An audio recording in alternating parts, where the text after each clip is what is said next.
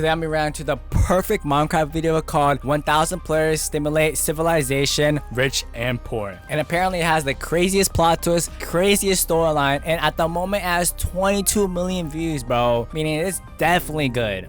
In the biggest social experiment in Minecraft history, Oh, yeah? scattered 1,000 people across 2 massive islands to simulate a realistic civilization.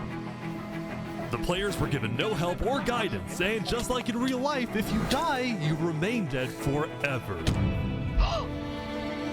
Damn. Now, each player has the freedom to do whatever they want. Farm for food, become a dictator, and build a society. Nice music choice. At least as best as they can, because while one island is a rich, green paradise, the other one... Oh no, is a what? barren wasteland. It's up to each player to work with what they've got. Will there be peace between the islands, or will there be war? What ended up happening is the single most amazing story arc I've ever seen. All I will my say gosh. is pick a nation to root for and enjoy the video. I present to you the Rich and Poor 1,000 player civilization experiment. Don't forget, if you want to participate in these videos, join my Discord server, and of course, subscribe to my channel. Alright, first thing I want to say, bro, that music choice is amazing, bro. I'm not gonna lie, that was good. Like, it felt that kingdom, not kingdom, but like, it was good. I don't know how to explain it. That's how good it is. When it's unexplainable, it's so good, you know it's really good. That's all I gotta say. Alright, we got 1,000. Good luck, everyone. Holy, 1,000 players, bro. Day one, let's get it.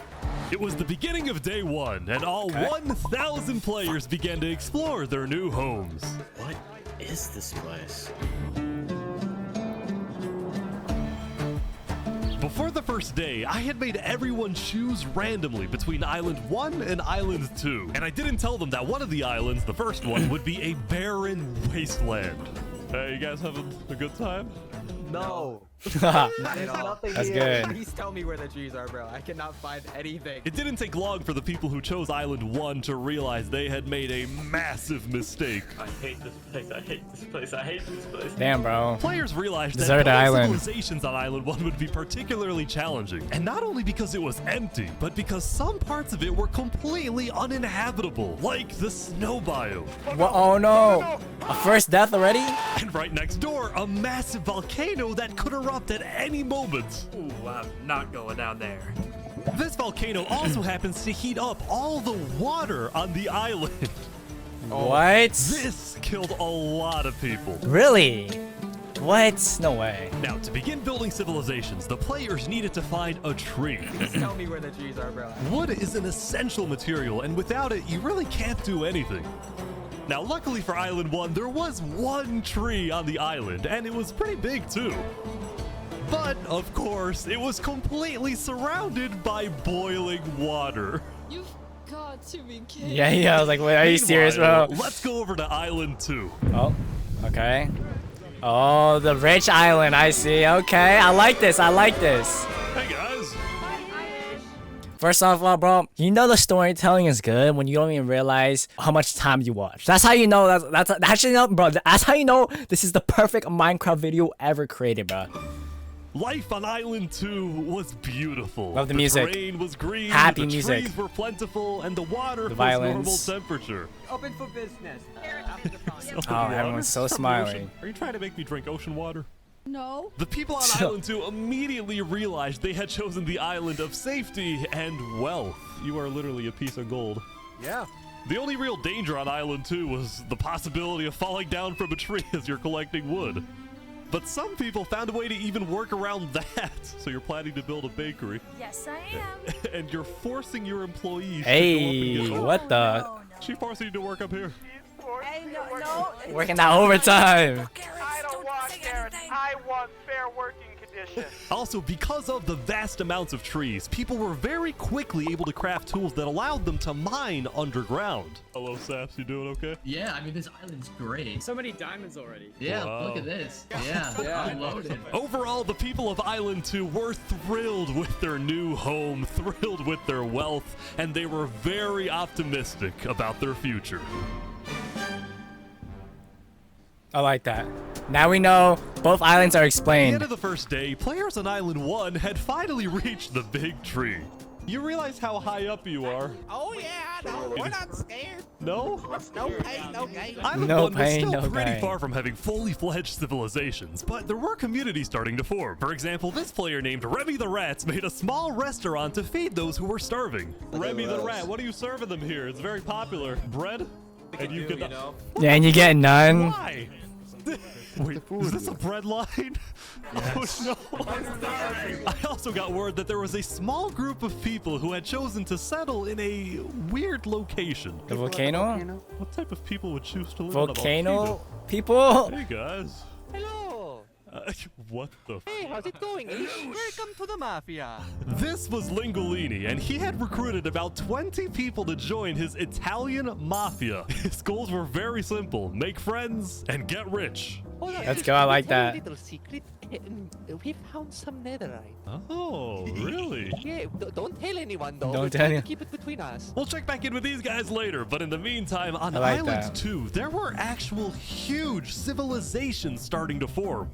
I don't care about power. I don't care about government. I just want to make a nice place for my people to live. This player named Call Me Cass was the leader of about 50 people in a nation she named the Cass Coalition. And a Okay. coalition it was of very different types of people, including pirates, bankers, Canadian cartels, bakery owners, and their employees. I gotta say, I know I said this earlier, bro. The storytelling is like nice. Like the pacing is fire, bro. Like, this will fix your attention span to watch long stuff, bro. How much are you even being paid to work up here? Paid. Later in the day, Island 2 Good jokes. would face its first conflict. Oh no. Like Island 2 facing conflict. The rich people. The beach. Who are you? A group of about 20 people were extracting sand from the shore right next to the Cass Coalition. Uh-oh. Cass was obviously not happy about this, but these people didn't care because they were from a much bigger nation called the Commonwealth.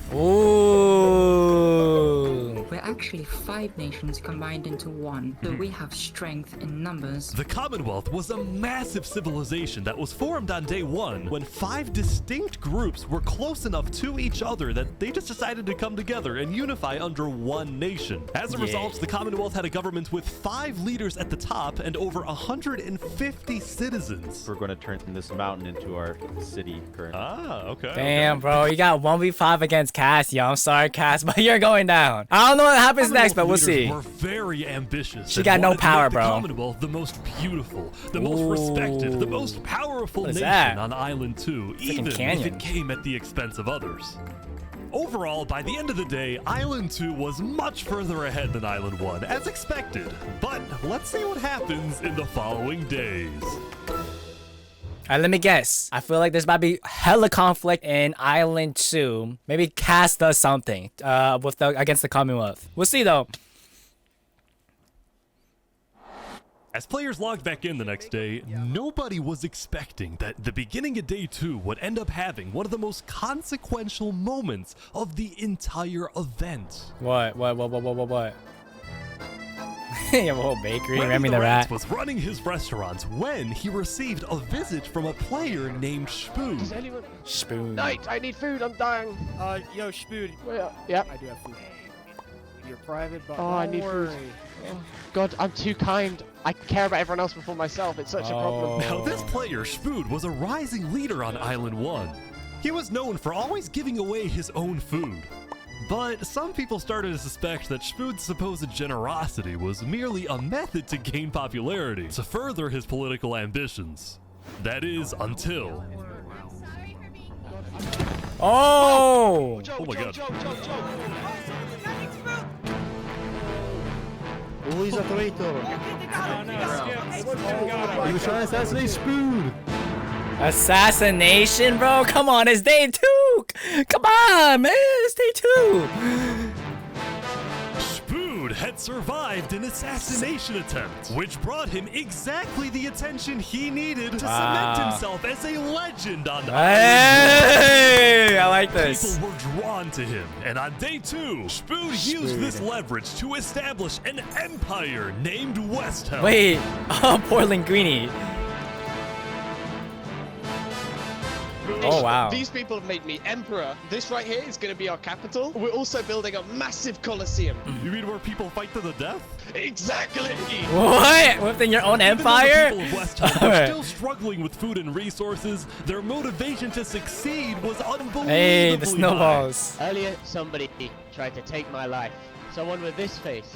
Oh, damn. Putting your own face. But now, he's dead. Yeah. For the first time, it seemed like the people of Island 1 had hope. The Ballad of Emperor A whole guitar? Hey. Island 1 was finally starting to develop Wow. civilization. That's pretty but cool. Not all of them were as motivated as West Helm. Right next door, for example, was a cult named Nevermore that literally just boxed themselves in and wanted nothing to do with the rest of the world. Quoth the raven, nevermore. And Oh, yo. That's a. Sorry. Okay, let's go on. These guys weren't wrong to be pessimistic. See, some of the people who chose Island 1 had secretly been hoping that when they finally make it underground, they would find troves of iron and diamonds. But instead, they only found a giant layer of lava that stemmed from the volcano and covered the entire Are you island. serious? That's so unfair. Oh, yo, Ish, you're evil, This bro. lava layer ended up killing a lot of Oh, people. no. That said, a lot of people weren't necessarily angry at the poor conditions themselves, but more so about the inequality between Island 1 and Island 2. Yeah, See, frickin' even though the two islands had a border nutrition. separating them, preventing anyone from crossing for now, What is that skin? rumors were spreading about the wealth and the amazing environment of Island 2. Because of this, some people on Island 1 were starting to develop some feelings about the other island. Island 2 might be the better island, but we're the better people. Oh, Yeah, in okay. fact, artists on Island 1 were already making propaganda posters, some of which were rather concerning, including a few creations by our Mafia It took leader, 30 Lingolini. hours. Speaking of Lingolini, there was some drama on the volcano on day 2. What? Oh, no. Drama? just survived an assassination attempt. What? Really? Mamma mia, help me! I'm getting chased. Lego likes just to take me Yo, imagine you're trying to get chased and you're asking for help in the Mario voice. That's hilarious. nowhere and I had to run down the mountain. It was becoming a pretty common occurrence on Island 1 for people to try to Hey. rob or murder as a means to get food or resources. But Lingolini was not going to let that slide. Well, what are you going to do about that then? I put the hit out on him. Everybody in the Mafia knows that the Lego likes is an enemy of the Mafia. But then, during our interview...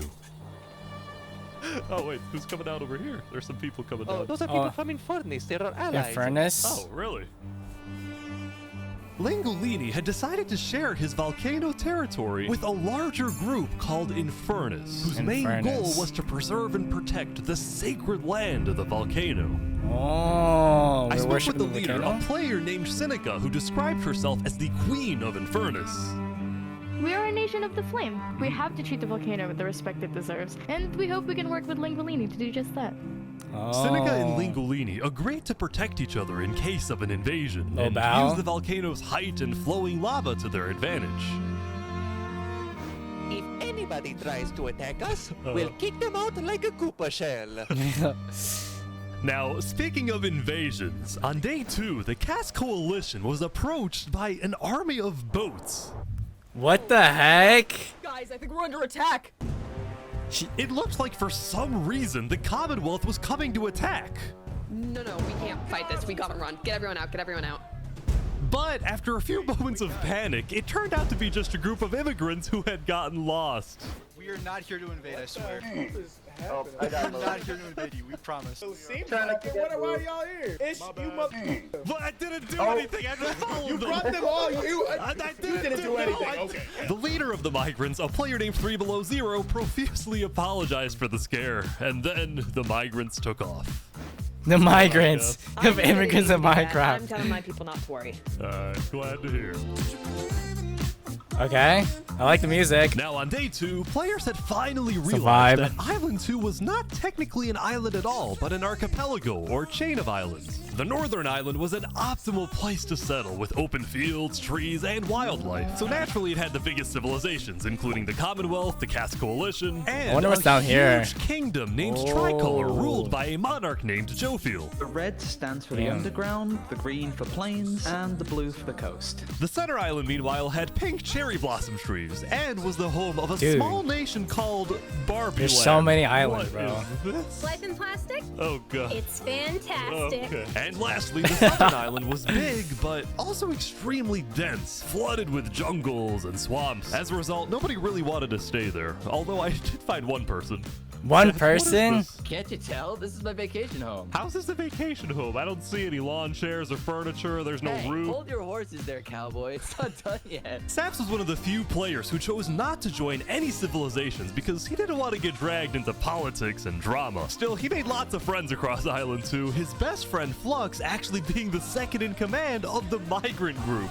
Speaking of, 3 Below Zero and the migrants had finally reached their destination all the way up north.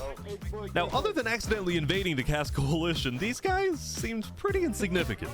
But little did people know, this new civilization was about to change the entire world. Ooh, immigrants to being heroes, possibly, or villains, maybe. Who We are knows? blessed to live where we live, and we intend to use it for good. We are enlightened. We are the light. We are Luminara. Decided to call their civilization Luminara. They saw themselves as the light of Island 2, the innovators, the inventors. Oh, See, that's cool. the reason 3 Below Zero had chosen this specific location to settle, well, it wasn't by accident. After the first day, 3 Below Zero had used content and propaganda released by the people of Island 1 to estimate the location of What the heck? A whole video on this? Damn. What released by the? the people of Island 1 to estimate the location of the other island. He then used a coordinate system to calculate the northernmost point of Island 2. What the sweat? Yo, I'm sorry at the pause, but yo, this is some dedicated work, dedicated energy to figure out whatever's about to happen next. His goal was to settle as closely as possible to the other island so that when the day comes, when the borders drop, Luminara can build a massive bridge connecting the two islands. Wow. Giving free passage as a sign of good faith to perhaps bring about world peace. Yeah, I don't think that's happening. That's definitely not happening. But it wouldn't be that simple. The second in command of Luminara, Flux, as well as a few concerned citizens, did not want that bridge to be built. They had seen the Island 1 propaganda. They knew that people on Island 1 Hold on, we gotta see They this. had seen Let's look the at- Island Death to Island 2. Damn. Okay. propaganda. Slavery. Hey, yo, what the Attack on Titan? They Workers of Island 1 must unite, join notification, and knew protect. that- It took 30 hours to get iron. people on Island 1 were angry. Death to Island 2, yeah. Their fear was that Island 1 would just use that bridge as an opportunity to invade Luminara. Yeah, I would think so too, and bro. perhaps invade the rest of Island 2, leading to a world war. Oh my gosh, we just got the foreshadow right there. We just literally just got it, bro. Pay attention to the details. Is a bad idea. Moving up north was a bad idea. Island 1 is going to invade us, and Luminara is going to be their first target. What about the goal? I got the goosebumps, bro. I literally got the I goosebumps. respect our leader's goal, but he's dead wrong. We shouldn't be trying to befriend our enemies. The way we're going to achieve world peace is by uniting Island 2 against Island 1. This guy's smart. Below Zero says no. What if they finish the bridge? Well, then at least they'll know I tried to warn them. Oh. When Island 1 comes and kills us all. Damn. Wait, hold on. What's the music player? Let's try fire. Very cinematic. Very nice. Love the. I don't know what this type of music's called. Orchestra, something. It's a cinematic vibe. Damn, bro. As day 2 came to an end, telling you, tensions perfect were mind for rising you. both within nations and between islands, leaving people worried about what's going to happen next. All right, day 3, boys. Back on Island 1, I was watching a small group of pirates who called themselves Alcaracina. Whoa, Alcaracina. We're the baddest pirates around. Now, if you look closely, there was a person of interest hanging around with the pirates. Lego likes. Lego likes just to take me out of nowhere and I had to run Well, what are you Oh, gonna do wait, I about didn't that, realize. put the hit out on him. So to be clear, Lego Likes had a bounty on his head, and he was hanging around pirates. You could probably guess how this ends. Yo, Lego Zanga's here. So is this is everything you guys got, huh? Not much. Oh. Oh. Oh, he's dead. Ooh. They're boiling him! Oh no! Oh my god! Can you even use a boat? Oh. The Alcaracina pirates had killed Lego Likes, but there was a small problem.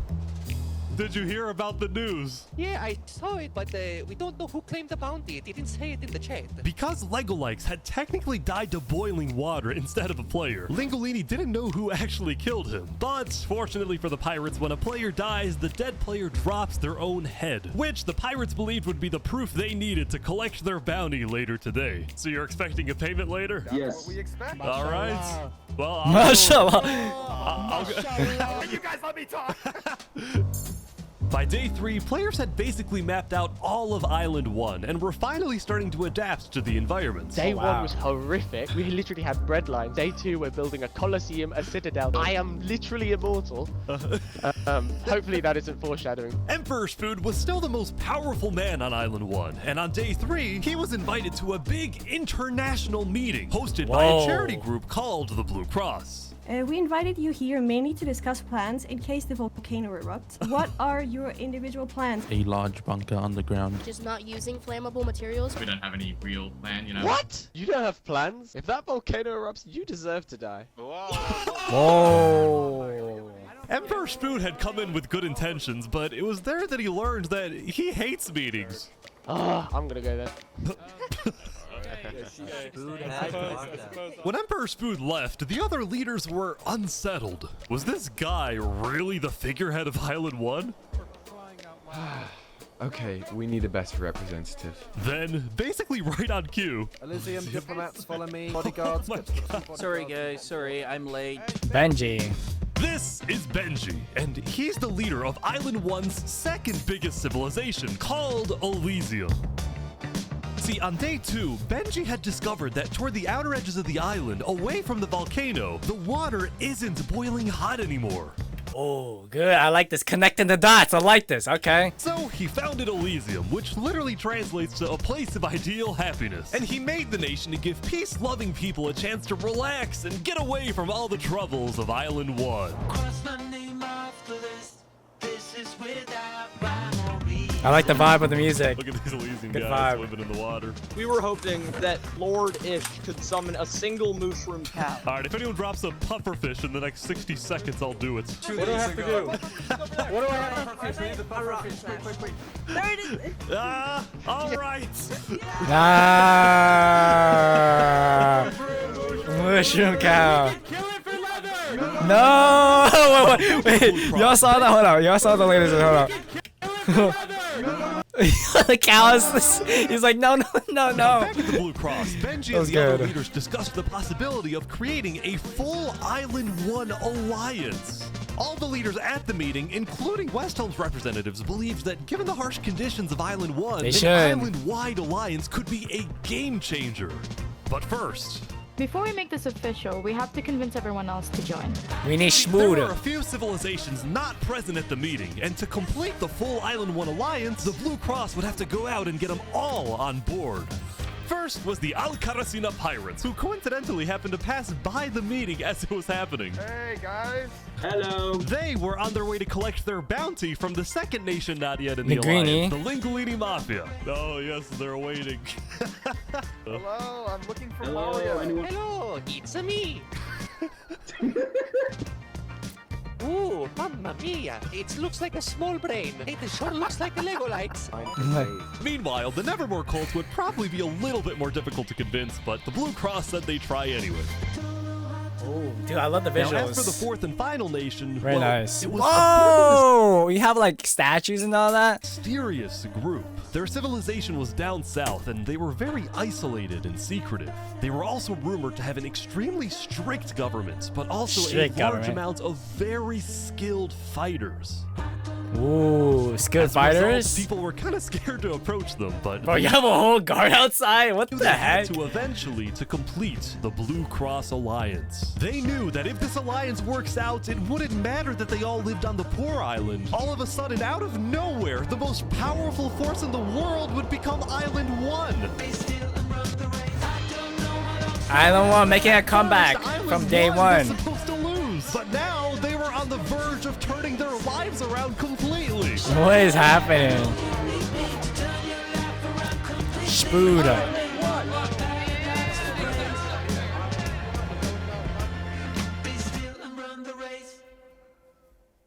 Nice. What the heck? Yup. Cass, is that Cass? What did I say from the beginning? As you can see, there was a bit of commotion at the Commonwealth. They had just exploded their own land because of a miscommunication. What happened was one of the 5 leaders, Coraline, got the idea that the Commonwealth was planning to move east. So she started telling everyone to move. Thus, believing that they wouldn't need their old land anymore, one of the citizens just decided to blow it up. I thought we were moving. What? We're not moving. I'm surrounded by idiots. Overall, the Commonwealth Oh man, Commonwealth. Yay, we thought they were gonna win, but nope. was having trouble getting anything done because the 5 leaders were constantly fighting over power. See, there were 5 leaders, each with 1 vote. But because they were originally 5 separate nations, each with a differing amount of citizens, should the smallest faction's vote have the same weight as the biggest faction's vote? It is ridiculous that Armin's vote is worth the same as mine. I mean, I need about 50 people, and he has like, barely 5. Because of all the fighting and disarray, Commonwealth citizens started moving to other nations like the Cass Coalition. Call me Cass. Cass's style of governing, letting people do whatever they want, was making her very popular with her people. Democracy? I've been with Cass since pretty much the beginning, and she's established a democracy, a true one. Really focused on like letting everybody do their thing. But at the same time, the lack of any regulations had some unintended consequences, What? like players making strange and ugly buildings. So to solve this, Cass hired a building inspector. I have placed a lot of foundation for a glorious city, basically made out of stone. That way no one can burn us down. However, the building inspector did get a little power hungry. What's going on here? He said he's gonna demolish my house because it's not up to building code. It's not up to code. So then, citizens took matters into their own hands. What they don't tell me. Oh my gosh. What? Go, day 1. Island 2 people. Come on, bruh. Anyway, on day 3, the biggest nations on Island 2 were still the Commonwealth, the Cass Coalition, and Tricolor. Yo, what about the... Tricolor was a medieval civilization separated into 3 regions, one of them being an underground city. Whoa, underground city? That's cool. This is big. People That's didn't a really lot know of that work. much about Jofiel and Tricolor because they tended to be more private. Jofiel was more interested in building up Tricolor rather than doing outside diplomacy. But people would still come to Jofiel with all the political news of Island 2. I am so tired of the politics already. I've got some news. People are concerned with Aperion trying to colonize them. Oh my god. Now, this particular rumor about a group named Aperion colonizing people happened to be false. Aperion was just a small town led by a player named Alkaline, and it was actually the only nation other than Luminara that directly bordered the ocean next to Island 1. That said, the rumor that Island 1 was uniting was true, which got some people worried, especially the 2 border states. So, Jofiel invited over all the major leaders and diplomats of Island 2 for an emergency meeting. The only leader who declined was 3 Below Zero because he was busy building the Luminara Bridge. So he sent in his place his second-in-command, Flux. Flux, what's your plan here? I don't care what 3 Below Zero says, we need to make sure everyone unites against Island 1. Good luck, sir. And because this meeting was the most important event yet on Island 2, Jovial invited a neutral mediator, someone who could lead the meeting in a fair manner and wasn't a part of any nation. Saps, where are you going? Apparently they're making me lead the meeting with all the Island 2 leaders. You sound very excited about it. Oh no, I'm not excited. I'm terrified. I'm accidentally gonna cause a war. We like conflict though. Conflict makes things exciting. Yo, I gotta say off the bat, this is good. This is really good, bro. I didn't even know the 27 minutes passed, bro. I felt like 10 minutes. That's how you know it's good. And like, bro, what's cool about this is that like Ish established all these regions or whatever you call it, like freaking casts and all that. That's so cool. And like under 27 minutes, like it felt nice. Like it's fixing my attention span, bro. Well, we at the great and mighty Commonwealth are looking forward to a productive conversation. Productive. Great. So, so like as the formal. president of Aperion, I'm actually really worried about our town, which is why I'm proposing we all join a defense pact. If one of us gets attacked, all of us are under attack. Here, here. I can agree. Yeah, I like that. That's good. That's a good start, but if Island 1 attacks, say, Luminara, well, by the time you can even arrive to defend us, everyone at Luminara will already be dead. Which is why I think we need to focus our efforts on preventing an attack in the first place. An attack is inevitable. I'm just saying. Hold on, Flux. Let Jovial finish. Island 1 is starving. They're not going to attack us. They have bigger problems. And imagine for a second how quickly we could change their hearts and minds if, instead of treating them as an enemy, we send them aid. I mean, I don't know. I don't like that because, you know, conflict is more exciting, but like, oh, bro, things about to get crazy, bro. Things are about to get spicy and insane. I'm so interested. I think Joe feels right. Oh, you're too nice. You're too nice, Cass. We also send aid to Island 1. Basically, we're ready for an attack, but we try our best to prevent it. I'm on board with that. I can agree to that. The Commonwealth agrees. Guys, no, this is ridiculous. Island 1 is literally making propaganda saying death to Island 2. They're jealous that we live in a paradise, and they're gonna invade us. Come on, listen to Flux, bro. And you wanna send aid to them? Guess what? They're gonna take whatever you send them. Food, armor, weapons, and they're gonna use all of that against us. He might have a point. He does have a Island point. 1 isn't evil. They're not savages. They just need help. You cannot be this naive. Well, there's a guy under the table. There's a guy under the table. Everyone is super on edge. They're worried about traps. Guys, Island 1 is united. They have hundreds of people all aligned in the same goal. To kill us and take our resources. Oh my god. If they decide to attack getting any goosebumps, single bro. one of our nations, it'll be easy. All they'll need to do is walk ahead. Which is why we need to either merge all of our nations right now. We all choose Come on, a spot Flux. and combine into one civilization. I don't think they will listen to him, bro. Either that, or we attack Island 1. Let's go! Crazy? No! What's crazy, Jovial, is you leading all of us to our death. Oh my god. You have to We listen can't to me. do that. If we don't do this, it's the end of Island 2. Flux, We can't do that. That's crazy. Listen to Flux. Who gives a frick? We can't fight. Let's just vote. Oh, Flux All lost. in favor of Flux's plan to treat Island 1 as an enemy, say aye. Aye. Damn! Oh, come on. Bro, Flux is right. I know he's got to be right? I want conflict, bro. Oh, wait, I like this. This is good. Yo, whoever, creative choice right here. Zoom out because now he's like lonely and everything. I like this. Whoever, the good choice right here. All in favor of sending aid to Island 1. Oh, I like this. Slow music. Gray. He's gonna rebuttal. Oh, this is good. You just created a villain. Yo, Ish. I like you. Great editing. Great editing to portray whatever you just did here.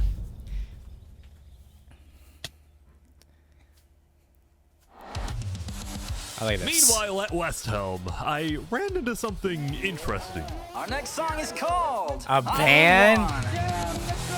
What the heck? So you remember this guy? The Ballad of Emperor Spoon. Well, he had joined a band that produced actual songs and then performed them all across Island 1. That's cool. The barren wasteland islands. A boiling water sea. Let's go. And no resources to speak of. Dancing in Minecraft. Except a warden tree. Let's go! Everyone loved the Island 1 band, including Emperor Spoot, who found that the music bolstered the morale of his citizens. He believed that a happy citizen is a productive citizen. West Helm took us in and gave us a little home. Even though Emperor Spood was a chaotic figure, West Helm itself was the opposite. It had an army, a storage system, and a hierarchy, from emperor all the way down to citizen or plebeian. Pleb. And of course, there was the Coliseum, which when finished will play a major role in West Helm's justice system. What? That said, Emperor Spood was not happy when he heard that yesterday, Benji and the other leaders had been talking poorly about him. Oh no. We need the best representative. Our final goal. So good at freaking replaying events. So good editing. Such good Benji editing. button in here. No, that is a joke. That is a joke. You don't want Benji to die, do you? Well, I mean, Benji and the other leaders were concerned that Emperor Spood is unstable and may one day try to take over the entire island. And their concerns only grew when Spood was caught listening to Napoleon on Spotify. What? But they also knew that if Island 2 were to ever attack, they needed Spood on their side. So they... Hold on, let's search up. For context on who Napoleon is, he is the general former of the French. Okay, I see. didn't know what to do. Well, here we are.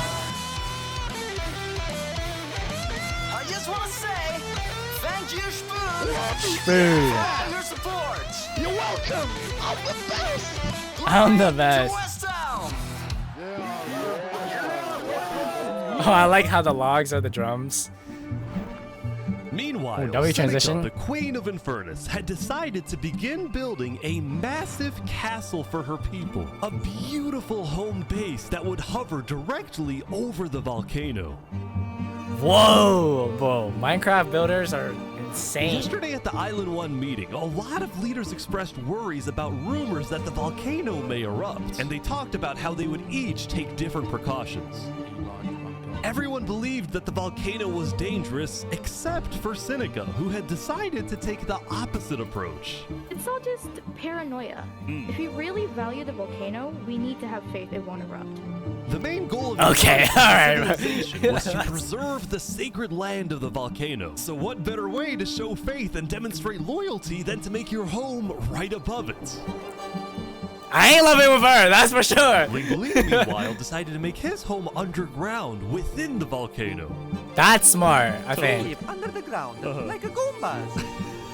Lingolini's main goal was to get rich, and having direct access to iron and gold was one reason for him and the Mafia to live there.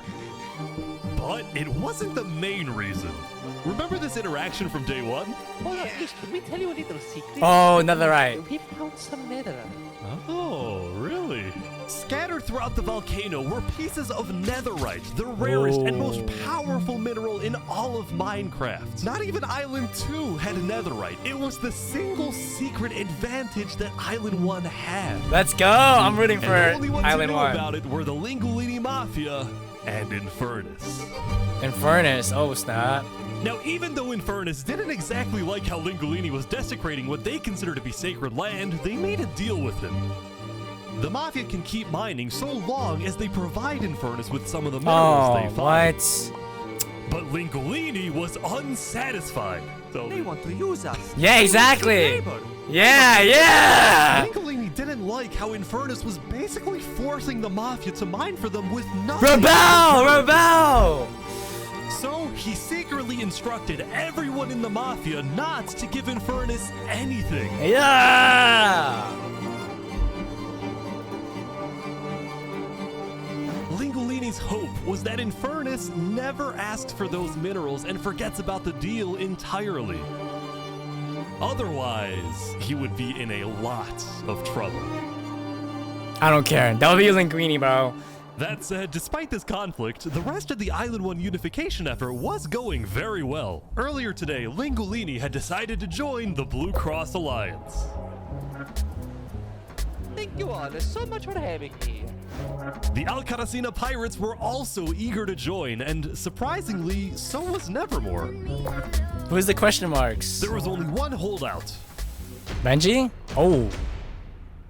Oh, it's the strict government one, yeah. This mysterious civilization was called the Covenant, and it was ruled by a dictator named Turntap. Dictator. How are you elected exactly? By a vote of the people or the vote of yourself? Elected? Turntap wasn't sure about joining the Island One Alliance because the people of the Covenant were generally skeptical of outsiders. They only took pride in their own nation, especially in their army, which was composed of really good PvPers who weren't above using torture to get their way. Are they drowning this guy? He's gonna die. Wow. Now, I felt a little bad for this player, so I threatened the Covenant. Covenant uses water torture. I'm reporting this to Sidefall News. No, go to side. So I went to the local news reporter. Sidefall, I have a story for you. I just caught the Covenant waterboarding one of their own people. Oh. Well, I'm paid off by them, so I don't really care. Dude, it's free money. You know what? It's called a business for a reason. Hey! Sidefall ran a news business with questionable ethics. He was also known for making up fake stories, writing things like, "The lava is rising," just to sell more papers. That said, earlier today, he had made a legitimate discovery that could devastate the entire island. What was it? Island 1 had a lot of known dangers, from the lava layer to the boiling water to the powdered snow. But there was one last danger Something in the tree? that nobody knew about until now. Oh. GG's! I think his name is the Warden, right? Ah, you gotta leave it on the cliffhanger. You're so good. You're so good. Ah! Okay. Meanwhile, the people Oh, of good at it, Island though. 2 Very good had at it. spent the day building their civilizations and having a good time. Yesterday, their leaders had voted that whenever the border drops, Island 2 would send aid to Island 1, hoping this gesture would lead to peace. But not everyone agreed with this approach. The end of Island 2. When Flux returned home to Luminara, 3 Below Zero was furious at Flux for causing chaos at the meeting and for going against Luminara's values. 3 Below Zero, as the leader of Luminara, was actually heavily in favor of sending aid to Island 1. The whole point of the Luminara Bridge was to make peace with Island 1, not to start a war. As a result, 3 Below Zero demoted Flux from his position as second in command. You got a villain, bro. You created... Bro, Flux better join Island 1, bro. Legacy, a citizen of Luminara. Yeah, Flux has been gone all day. People here don't really like him anymore. Flux and his crew had spent the day building a secret bunker under the ocean, a place for them to hide if Island 1 attacks. And then Flux spent the rest of the day helping his best friend, Saps, finish building his home. What? Whoa, Despite all the chaos, Saps still reached out to me after I was demoted. Mr. Mediator, what a good friend. Yeah, that's a Flux good friend. over here can be a little unpredictable. He's my friend, and I know he genuinely wants the best for us. Even though Flux was much more ambitious than Saps, these two had become very good friends. These guys about to be like the most important people. I bet. Look at this. I bet. But just as day 4 was about to come to a peaceful end, something happened that would change the course of Island 2 forever. Uh-oh, here we go. Ooh, uh-oh. GTA? Hey, GTA transitions? Uh-oh. Jofiel, the leader of one of Island 2's largest civilizations, was walking across Tricolor with her second-in-command, Seraphim. Uh-oh. The bad guy assassinated? Sorry. I don't know. What's gonna happen?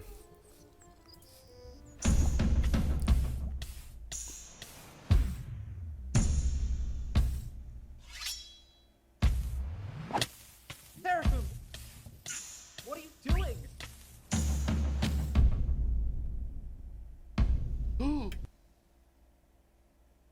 What? No way. Yeah! The second in command of Tricolor had just killed their own leader. And immediately, all of Island 2 went on lockdown. Oh, my God!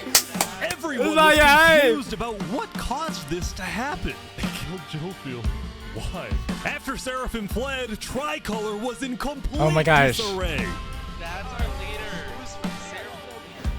Back Back at Saps' place, Flux told Saps it might be a good idea for him to call an emergency meeting with all the leaders.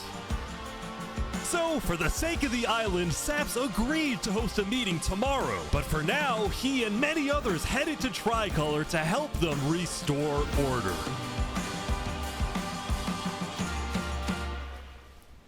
What the heck?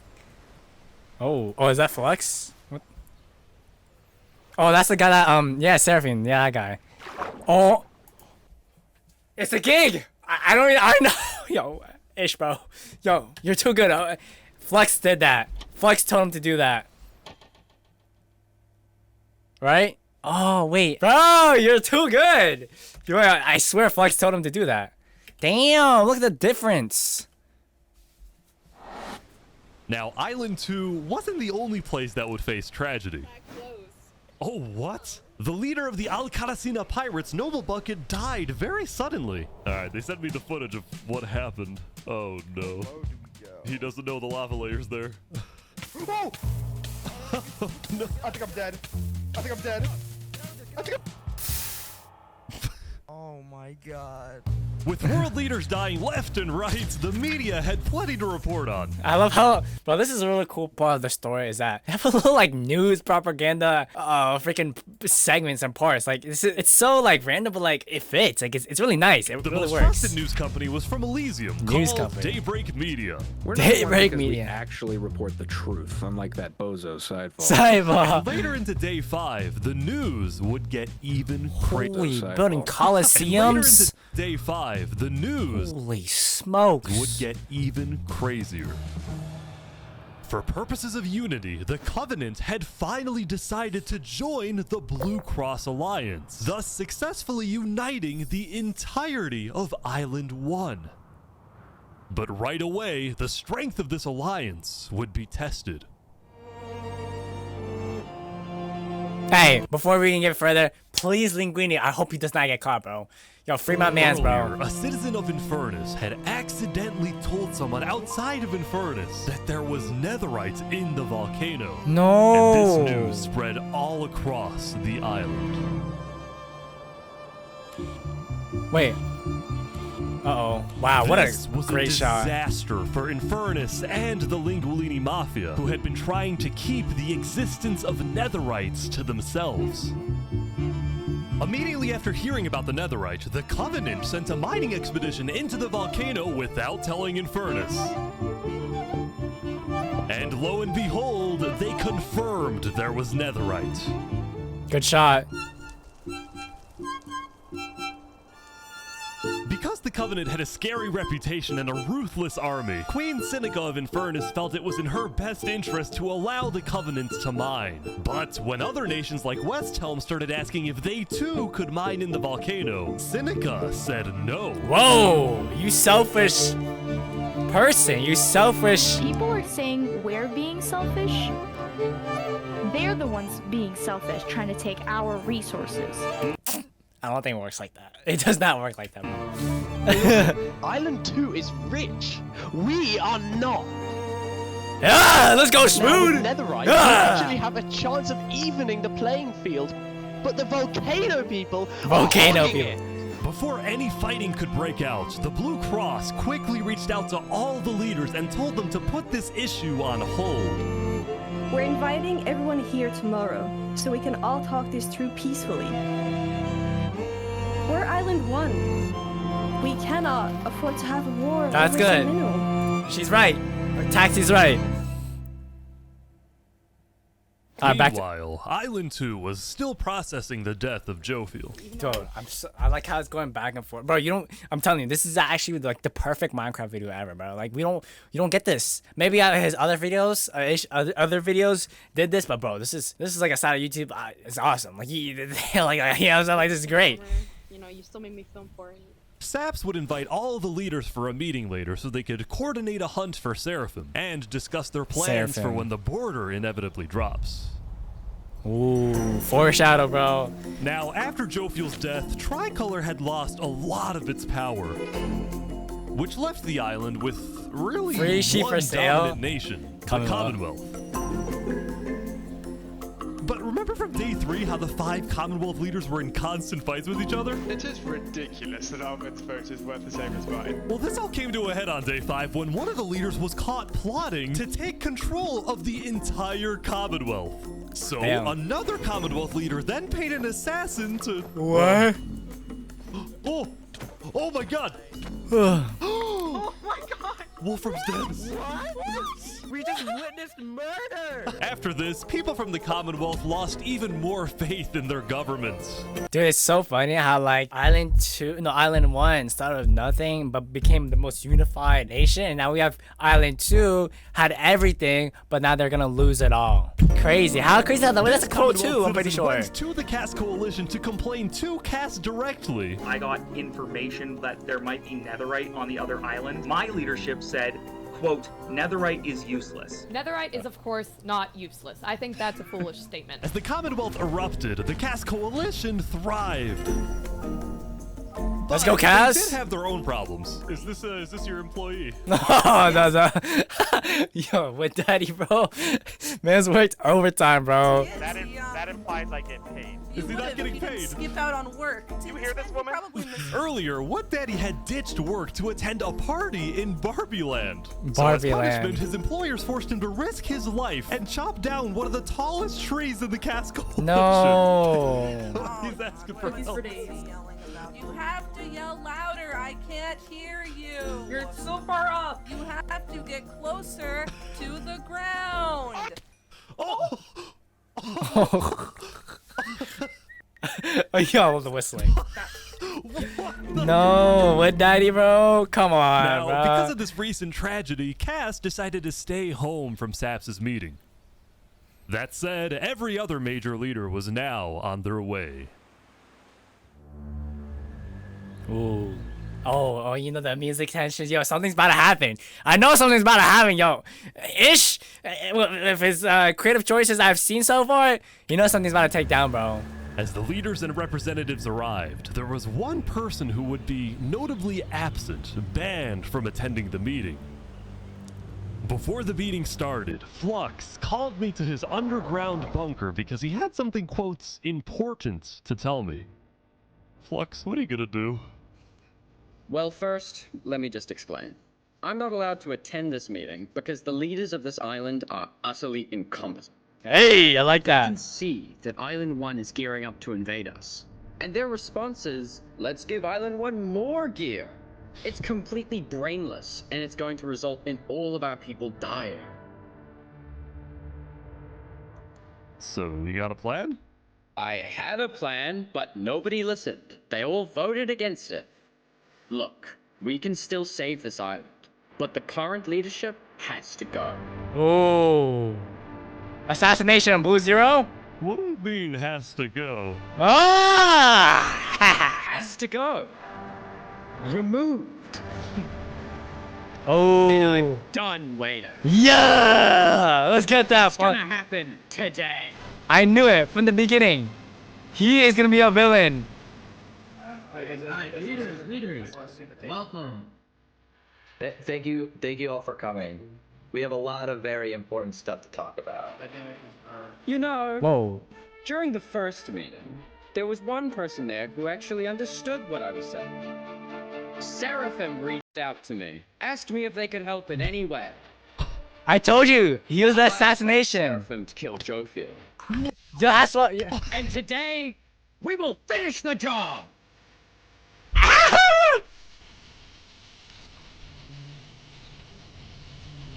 Wait, so Seraphim gets there. What actually happens next? Something I didn't want to do, but something that needs to He's looking at the ceiling. Whoa, foreshadow. this island by any means necessary. I would like to bring you to the table. If you agree with both Neos and Seraphim, please say aye. Aye. Are you sure this is gonna work?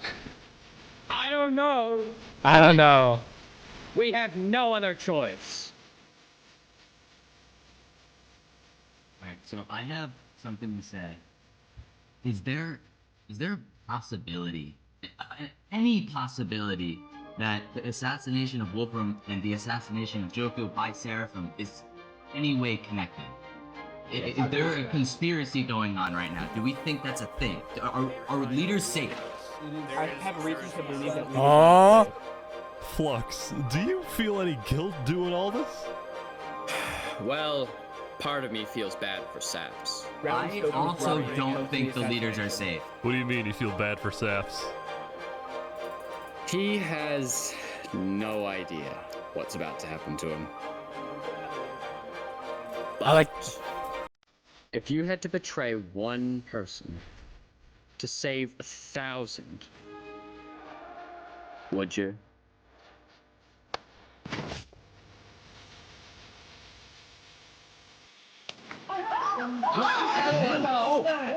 What just happened? The chat goes crazy, yo! Oh my god! Wait. Why is there a chat? Is this all Saps? Wait, Saps. Where did he go? Did Saps do this? Wait, Saps? We have to find him. Look him down! Kill him! Kill Saps!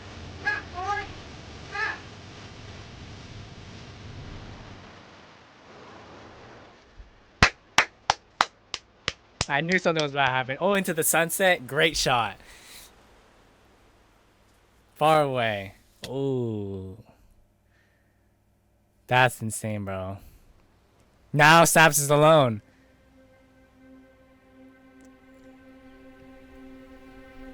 It was a new day, and Island 2 was in shock. And shambles, bro. On day 4, when Saps was in Tricolor helping the people after the death of Jofiel, Flux and his crew had built a trap in his roof. And Saps did not know they had done this. Damn, bro. He had been framed by his friend Flux, used as a scapegoat for Flux's plan. But because they had to rush to build the trap, it actually wasn't fully successful. Some of the dripstone, including the one meant for 3 Below Zero, had failed. But overall, the trap still killed the leader of Empyrean, Alkaline Alk, the leader of the Commonwealth, Coraline, and 4 other very high-ranking officials from across the island. The people of Island 2 were devastated, confused, and angry. Our leader's dead. What just happened? After the trap went off, Seraphim was immediately caught and killed. Oh! What a tricolor. But when more people found out about how exactly their leaders died, their anger wasn't really towards Seraphim, but toward the person they believed was behind it all. Saps? No. And it made sense. Saps knew he'd be hosting leaders at his home. It was his roof that had a secret trap. A trap that happened to fit perfectly into the design of the roof. Saps was about as guilty as it was possible to be. No, I feel bad for Saps. I want to just Flux to just rule, but you just had to like put Sap into this? Come on, man. That's all the major Island 2 nations, from the Commonwealth to the Cast Coalition to Tricolor to Luminara, declared Saps to be hunted down and killed, while Flux got away with it all. Damn! Wow, that's what I like for Flux. If you had to betray one person to save 1,000, would you? Shit! This is clean. All of this at the beginning of day 6. It was announced that tomorrow, on day 7, yo. between the 2 islands will finally fall.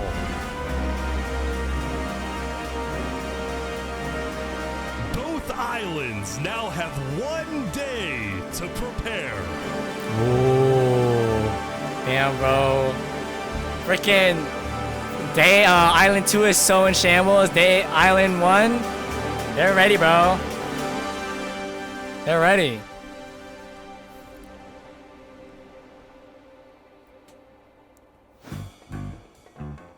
Now, when the people of Island 1 saw the chaos happening on the other island, most just didn't really care about it. A lot of the hatred against Island 2 that was popular in the early days had faded away. That is, except for this player named Oppenheimer, who was determined to take out Barbie Land because in 2023, the Barbie movie had outsold the Oppenheimer movie. Oh, wow. I'm building a nuclear rocket that will make yesterday's chaos look like child's play. Does that even when work? Oppenheimer tried testing his nuke, it went up, and up, and up, and was never seen again. That's good. Now, day 6 did present some new challenges for some of the civilizations. For example, at Nevermore, what is this? What are you doing up here? I got voted out because they hate me. Oh! No! Oh, John! What about me? I can shoot. No! Oh!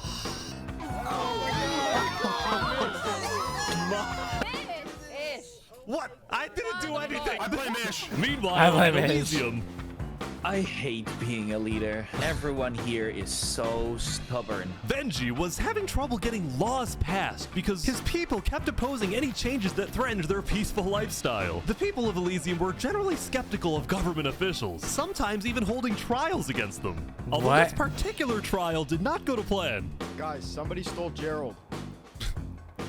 The mushroom cow, Gerald, has been stolen. Stolen? What? That's bad. There they all go. Great Meanwhile, music. At West Helm, there was a bit of a food problem going on. Not a shortage, a feud. See, Remy the Rat had opened up a new restaurant right across from the Coliseum, but the food was questionable. Poison fatal. So his customers had Poison instead started fatal. buying their food from another player named Dinosaur. That is, until... Oh my god! Oh my god! Oh. What is he? Permanently closed. All food is now at... Hey, the Are you assassination. behind the murder of Dinosaur? That's Anyway, on good. day 6, the West Helm Coliseum was finally complete. What do you plan on using this arena for? Do I actually have to say legally? No? Maybe a little bit of blood will be shed. That's all I can say. While Spood was a popular leader who got things done, he had also developed a reputation of being a little unstable. He said outlandish things, he can't stand meetings, and his justice system wasn't by courthouse, but by combat. This is something Spood's first attempted assassin, Ramsayer, tried to prevent. It's why he tried to kill Spood, and he wouldn't be the only one. Oh no. There has been a small but coordinated secret revolution growing in West Helm, with aims to overthrow and murder Spood. No. The two leading figures are West Helm citizen Ramsay and West Helm's head builder, Knight Arcturus. You know, I helped design his Coliseum, not knowing Spood actually wanted to use it for bloodshed. He's insane. The first part of their plan was to take out Spood's second in command, a player named Oo. Yeah. Yeah, that's right. I guess unfortunately. Second in command down. But Ramsay was immediately chased down by West Helm's You army. could have made something happen, man. Oh. Oh. With Ramsay dead, Knight Arcturus became the sole leader of the revolution. But Kill he Spood. also knew it was only a matter of time before Spood finds out about his plans. I want to make one thing clear. Anybody who is caught plotting against me will be executed Oh, in the in the name crowd. of West Helm. Glory to West Helm. Glory to West Helm. Glory to West Helm.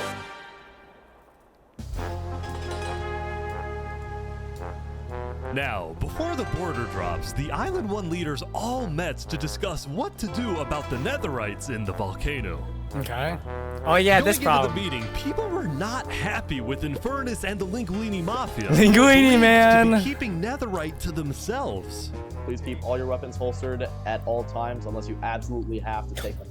The meeting began with West Helm's representative and Spood's newly appointed second-in-command, Spider. Spider. We asked if you had netherite, and you lied. You said there was no netherite, that you had looked in it, and that you hadn't found any. Because people were immediately starting to gang up on Infernace, Benji from Elysium tried to keep the peace. Why is it Infernace's job to report on the netherite? There were people literally going into their territory, mine without authorization, and then accuse them of doing something wrong. After some more discussion, Infernace was asked the big question. Will you open up rights to mining underneath the volcano? Yeah, come on. It is still our land. It is still the place where we live. And of Bah. course, trade, things like trade are important, but in terms of opening up the volcano, it is an adamant no. Ooh. Let the Mario talk. It's Mario Linguini, time. Seneca's biggest ally, was about to speak, but what he ended up saying was unexpected. You would share, right? I have to humbly disagree with Infernace of not allowing anyone else to mine in the volcano. Yeah! We're all struggling against the nature and everything like that. Shouldn't we all be allowed to mine wherever? Yes. Let's go. Soon, people started offering deals to Infernace. I believe we'd be open to give you resources since it is your land. But Seneca still said no. The volcano is still our sacred land. We don't want hundreds Bro, of people kill her! mining and Kill driving. Seneca! As a result, Linguini went even further. On the day one, Mario was here first Yeah. on the Oh. volcano, and we're able to mine there, but it's not fair that no one else can mine. While your queen is over there with the diamond boots, some diamond people don't even boots? have any armor. Oh, there we go, Mario. Eventually, people started using scare tactics. That volcano is insanely active right now. Is It it? will most likely erupt within the next 2 days. I doubt it. I doubt it. That's sci-fi propaganda. That's And so, after even more discussion, West Helm made a final plea. We have a representative from every single nation on this island. You have an opportunity here to unite us all, or you have an opportunity to totally destroy that unitedness. Damn. But Seneca still wouldn't budge. You greedy ass. So, Yo, bro. Battle against Seneca, kill Seneca, and bro, Island wanted to say, bro. Linguini made a big announcement. Mario has a large chunk of territory in the volcano. The Linguini family declares independence from Infernace, and we will open mining to anybody who wants to mine.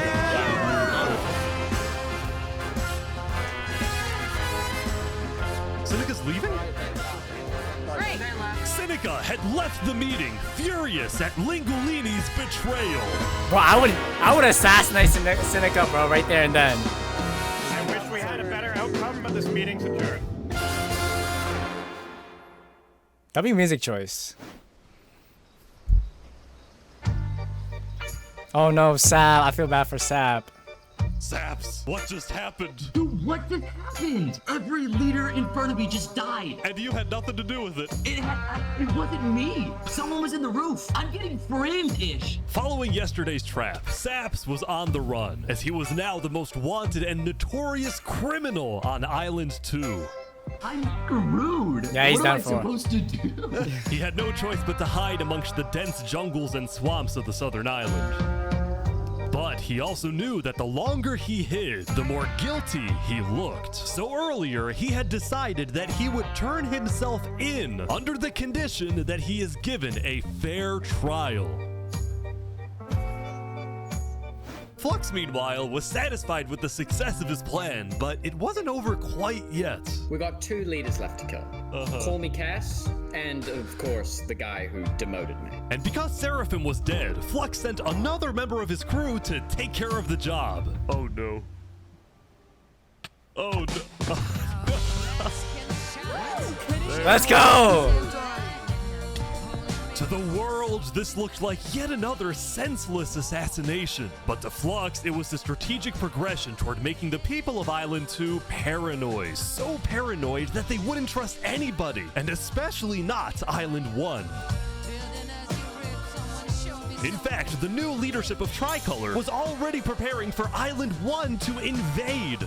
I think we should secure our nation, make sure we have plans when inevitable war and fighting starts. Sending aid to Island 1 was officially off the Let's table. go. And the construction of the Luminara bridge had come to a stop. After all these days, Flux's plan was finally Let's go, working. Flux. People will hate him or forget it, bro. Now, You want to save the world? Coalition, meanwhile, hosted a diplomatic meeting on day 6 to try and increase the morale of Island 2 before the border drops. Although Cass herself was too scared to attend the meeting. And I want to enter, but my members are telling me not to because there was an attempt on my life yesterday.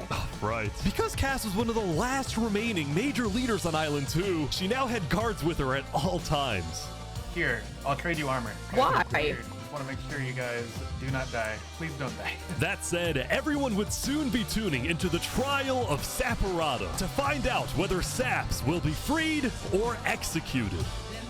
Several nations argued over who would get to host the trial, but the Commonwealth ended up winning. We've made this beautiful venue to show the world that the Commonwealth is still the strongest. But first...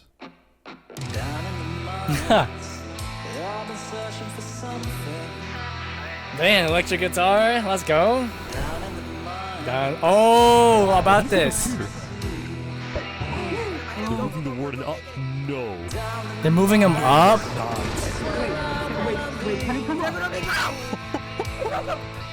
Wait, this guy's crazy. You can do that? Bro, you need Netherite to kill it. Yo. Rising lava? They made it rising lava? That's smart. Remember that discovery that Sidefall made? Well, it was a warden, also known as the most dangerous creature in all of Minecraft. Sidefall had then renamed the warden to How'd you even do that? So that when he was accidentally killed by it, the entirety of Island 1 went into a panic. The lava is not rising, but this is just as dangerous. Wait, this is in Island 1? Bro. Yo, what is this, bro? This is hilarious. Unleashed onto Island 1, going from place to place, terrorizing civilizations.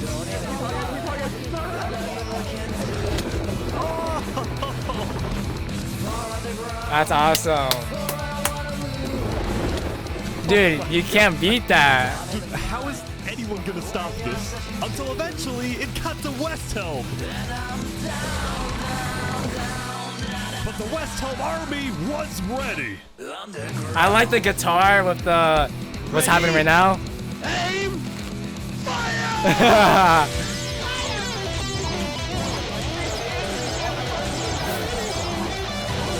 No way, did they beat it?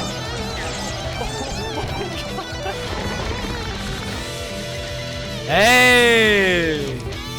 That's fire. Come on! Oh my gosh!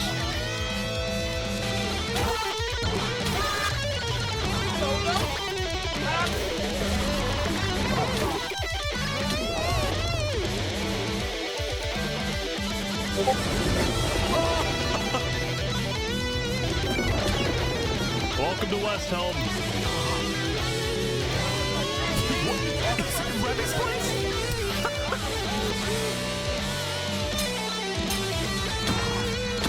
Oh my gosh. Oh, Rising Lava was killed by Kadashville. Wow. Yo, why is Remy the Rat looking over them? Ooh, here we go, the trial. The defendant Saporado is accused of 7 counts of murder, including the murder of Joe Field, the murder of Alkaline Alpha, Damn. and the murder This is of serious. our very own Coraline. I will hear the prosecution's argument, followed by the defense, and then I shall make my ruling. Okay, guys, I feel really unsafe now. You suck. Prosecution, go ahead. Your Honor, Saps constructed a meeting hall which contained the deadly trap, pointed at everybody but himself. As a prelude for the meeting, he had his accomplice, Seraphim, assassinate his leader before running to the trigger, ready to pull the trap. He then fled the scene after the trap went off, just long enough after faking his surprise. He is not only a cold-blooded murderer, but a terrorist. The prosecution then called a survivor of the trap, Zekor, to the stand. We know after investigating that only one seat had no trap. Can you identify who was sitting in that seat? It was Saporado. And who built the meeting hall with that seat? It was Saps. You killed our Yo, this is leaders. some good music. You destroyed our island. May your death today satisfy us all. Then it was time for the defense, for Saps to give the most important speech of his life. All I ever wanted for this island was peace and cooperation between the nations. The loss at the meeting yesterday was extremely devastating and came out of nowhere. But I can tell you right now, I'm innocent. It wasn't me. The leadership in Luminara helped me build the meeting area. He's gonna expose them. And we're the only people who knew about the area before the leadership meeting. That includes the prosecution himself, Thomas 5200. What? Gotoga, Hive Rotation, Snowbird 334, and their ringleader, Fluxion. Oh. When I left to gather the leaders for the meeting, they must have snuck into the roof of the meeting to make the trap. The people who I thought I can trust the most used me for their malicious intent and killed the leaders and blamed it on me. Saps had figured out he was betrayed and framed by his friend Flux, but he would end up making a critical mistake. I find it rather interesting that Three Below, the leader of Luminara, is one of the only people who survived the trap. What about it? Well, Saps falsely assumed that 3 Below Zero, the beloved leader of Luminara, was also behind the murders. And with that mistake, Saps turned everyone against him.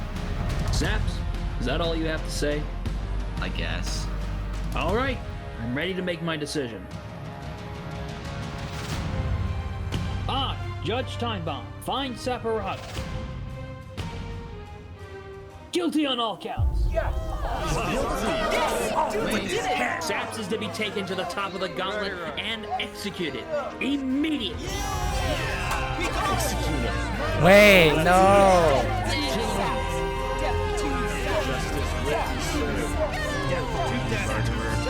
You murderer.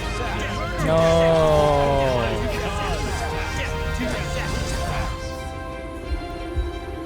Great music, bro. Great music. It's so cinematic. The violins.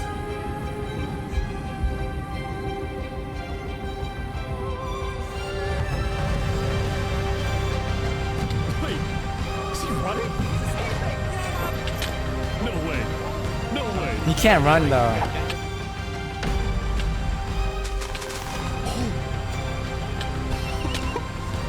Wait, he's actually making it though.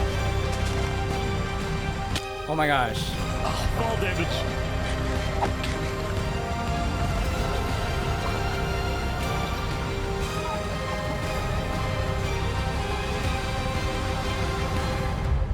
Oh my gosh. Tell me he survives.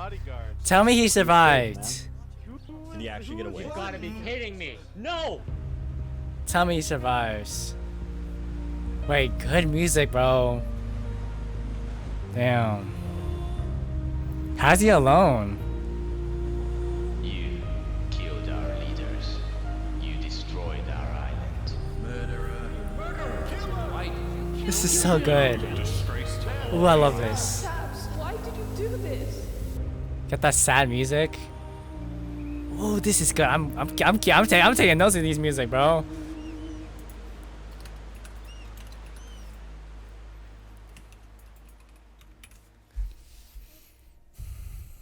Wow, I'm telling you, this is the perfect Minecraft video ever, bro. This is really good. Ooh. Still a lot, to be honest. A lot of people. Oh, wow.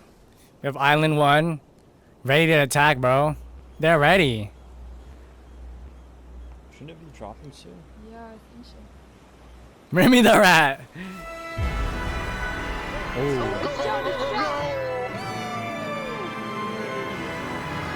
It was day 7, which means the border had officially dropped. At first, people were kind of in awe. Whoa, this is beautiful. Going from one island to another after all this time was a major culture shock.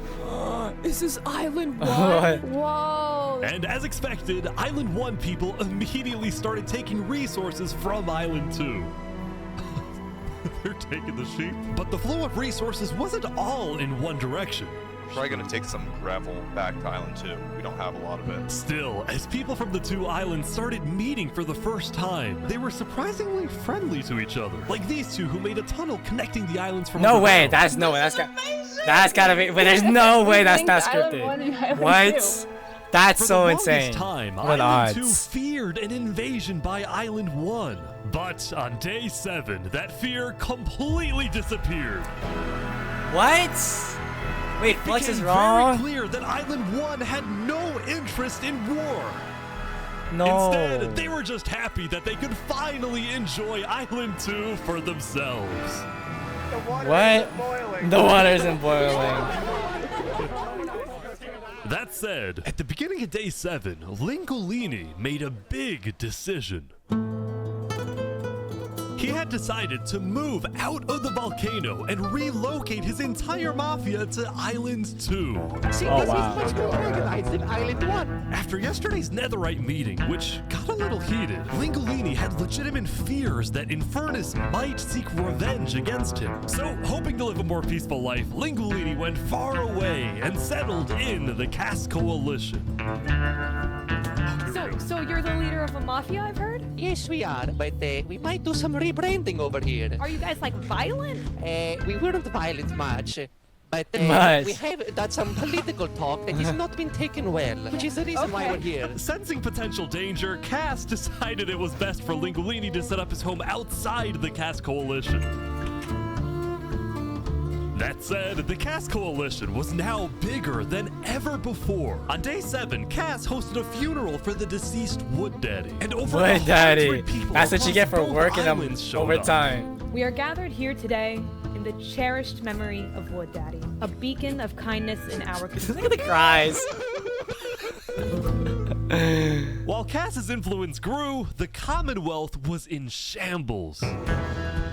Yeah, they're trying to kill trial Saps. yesterday was a disaster for the Commonwealth. Island 2 had entrusted the Commonwealth to run the trial of Saps. So when Saps escaped his execution, I can't believe people that. lost all faith in the Commonwealth, which How do you at one point make him was escape? the most powerful civilization in the world. On day 7, most of the Commonwealth leaders resigned, leaving just one player, Sitzkrieg, as the sole ruler of the Commonwealth. Damn, got guards. We're actively searching for Saps right now. We will restore honor to the Commonwealth.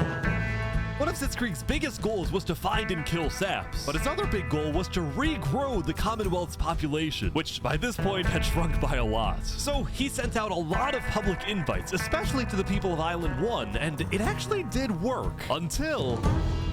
Who's this? One Knight? of the people who moved in was Knight Oh, Arcturus, the guy that wants to lead kill builder Spood. of West Helm, who had to flee from West Helm because Spood had found out about his secret plans for revolution.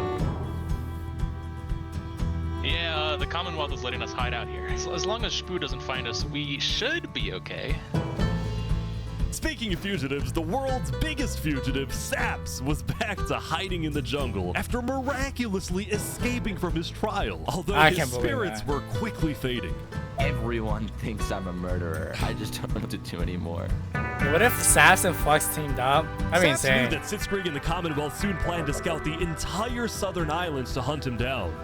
So on day 7, Saps decided that his best bet was to leave his home island and go to flee to Island 2. 1. Oh, I like that. It wouldn't be so easy. Oh, really? No. Because the border had just dropped, people were constantly going back and forth between the two islands, which means traveling by sea could be dangerous. So Saps decided on another method of He goes travel. air? No way. He went to the place where he was least expected.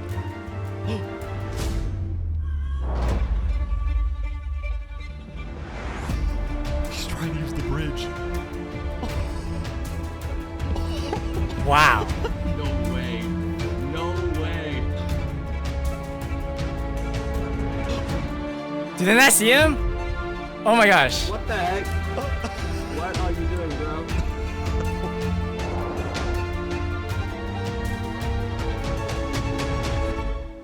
Island 1.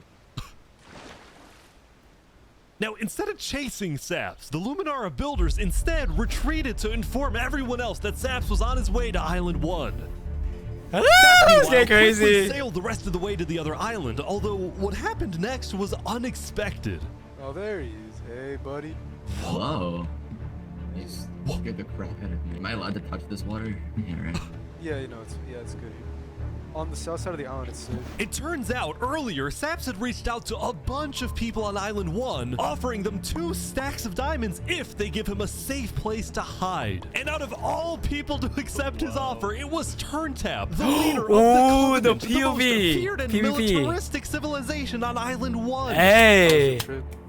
I ran across the giant bridge that Luminara is building, and like all of Luminara was there. When Saps and Turntap finally arrived at the Covenant, Turntap immediately distributed Saps' diamonds to the Covenant army. But then, in a surprising move, he sent them out on a secret mission. Turntap had sent the Covenant hit squad to Island 2, but not to accomplish a goal for the Covenant per se. We're gonna kill! Actually, upon the request of Infernace. Wait, what? Wait, what? Whoa, look at their castle, bro. He betrayed us, humiliated us. He ruined our sacred land. Yesterday, Lingolini had opened up the volcano for Netherite mining, and as such, people from all across Island 1 had started mining in the volcano. And even though Lingolini had now moved out of the volcano, Sinica felt that since people were already mining, she had no choice but to let them stay. She was not happy about what Lingolini had done, and Sinica wanted revenge. What? Oh! They're killing the entire Mafia. Another one down, baby! Oh my god. Damn. The reason the Covenant was willing to do Sinica's bidding wasn't just because she'd let them mine for Netherite before anyone else. Is she giving them Netherite? As a civilization that values honor and loyalty, the Covenant didn't appreciate how Lingolini so publicly betrayed Infernace. They found him. Hey, you ever thought about diplomacy? We could have had Island 1 at peace and world peace, and we still can, really. Oh, here they go. No, Over Linguini. my grave, he Damn, will Sinica's not be a part of it. She's a boss. Oh, they've got him. They've got him. Mamma mia. And he's dead. No, that was my man's, bro. The Covenant had massacred the Lingolini Mafia. Before anyone could retaliate, the Blue Cross announced they would schedule a hearing, calling on the Covenant to explain what they had done.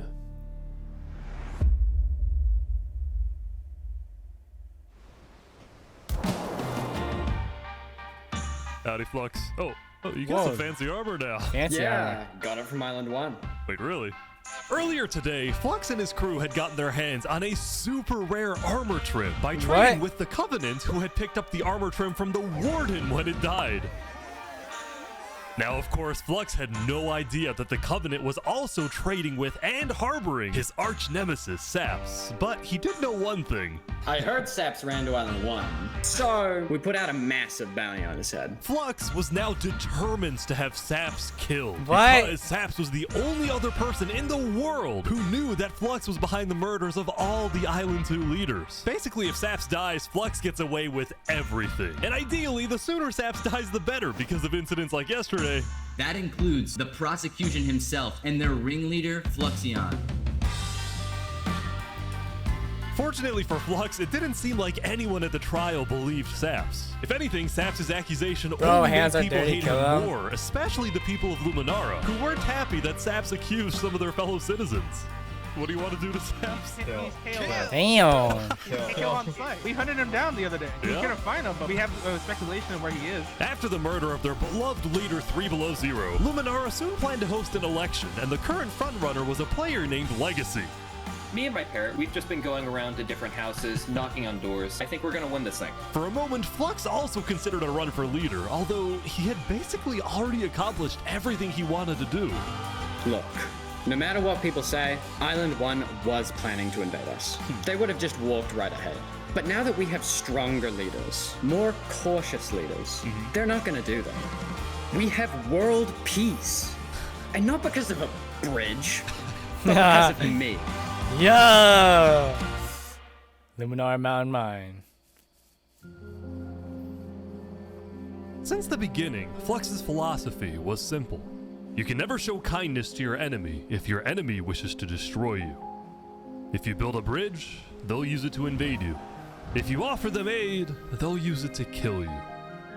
This is why Flux believed it was necessary to eliminate the Island 2 leaders who wished to be kind. But the cost of their deaths was devastating. The people of Tricolor still mourned Jofiel, building a massive statue to honor their deceased leader. We've just been trying to focus on restabilizing our nation. Obviously, the passing of Jofiel hit us pretty hard. Meanwhile, the people of Aperion had elected a new leader, but Aperion was never quite the same after the death of Alkaline Elk. The people of the Commonwealth were also in shambles, having a much smaller civilization than they started with. Damn. And even though there was some peace on Island 2, people didn't feel a sense of calm, but instead a sense of unease. A war. A war. Come on. They needed closure, and they were determined to kill the person who they believed murdered the leaders they loved. Flux? Saps knew that it was only a matter of time before someone hunts him down, or someone in the Covenant betrays him to collect the massive bounty on his head. So Saps made a last-ditch effort to try and get a strong ally for his cause. Turntap? He asked Turntap to take him to the largest nation on Island 1. Whoa.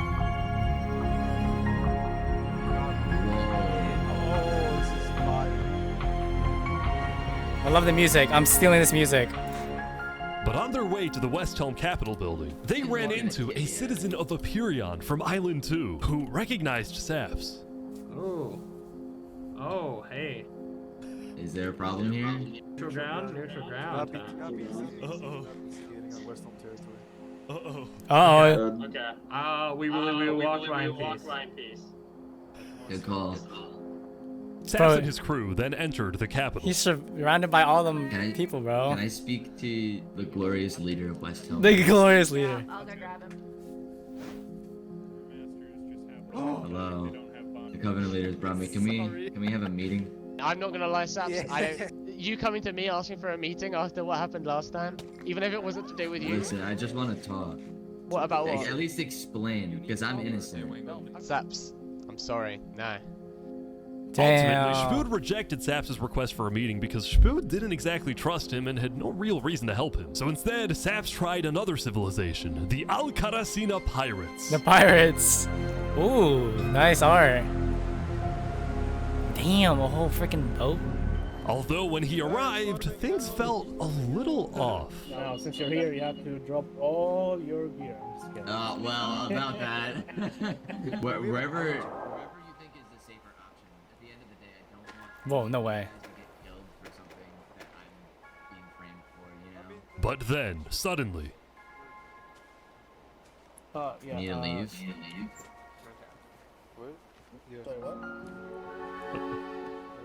Where's he going? Turntap had realized that the pirates were planning to kill Saps to collect the massive bounty on his head. So he told Saps to run. What's going on? 1 sec, you gotta go back to Covenant, like, immediately. We probably shouldn't have come out here. Now, on their way back to the Covenant, Whoa. Turntap suddenly started acting suspicious himself. Are we safe? Is everything fine? What's going on? We need to go back to Covenant right now. You need to tell me what's going on or I'm not coming with you. Dude, either, like, you can handle this on your own, or, like, just... Here, I'll explain to you in a sec, just come on. Listen, it's hard to trust people right now, so I'm putting a lot of faith into you. This is so suspicious. Whoa, it is so suspicious. As Saps ran, he pondered his choices. Either he puts his life in the hands of Turntap, who may be wanting to kill him and collect the bounty for himself, or he runs away. Now.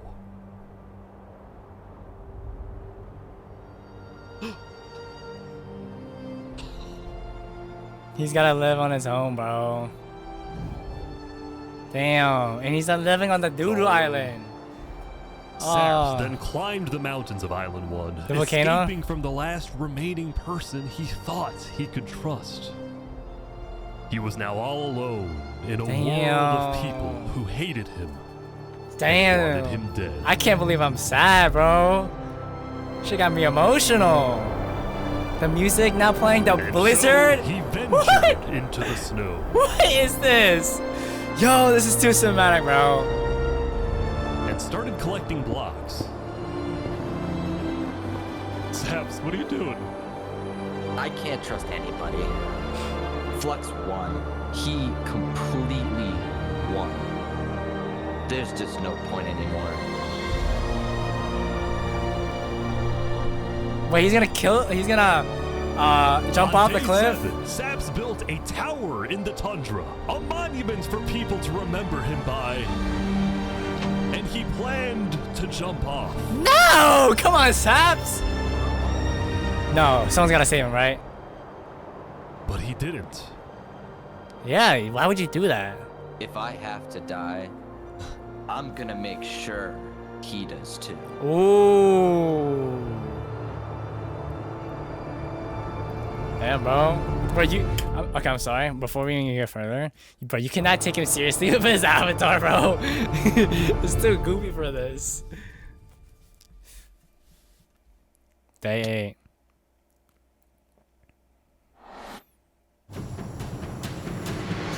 Welcome everyone! Today we have 2 new prisoners who will fight to the death. Rinit, you are charged with the attempted murder of several innocent West Helm farmers. Farmers? Come on, bro. You are charged with conspiracy to murder West Helm food supplier Dino's Earth. Oh no. Ready, set, fight! Do you not have iron pants? Or that netherite pants? Oh, you're lost if it's netherite. Wait, some guy jumped in. The heck?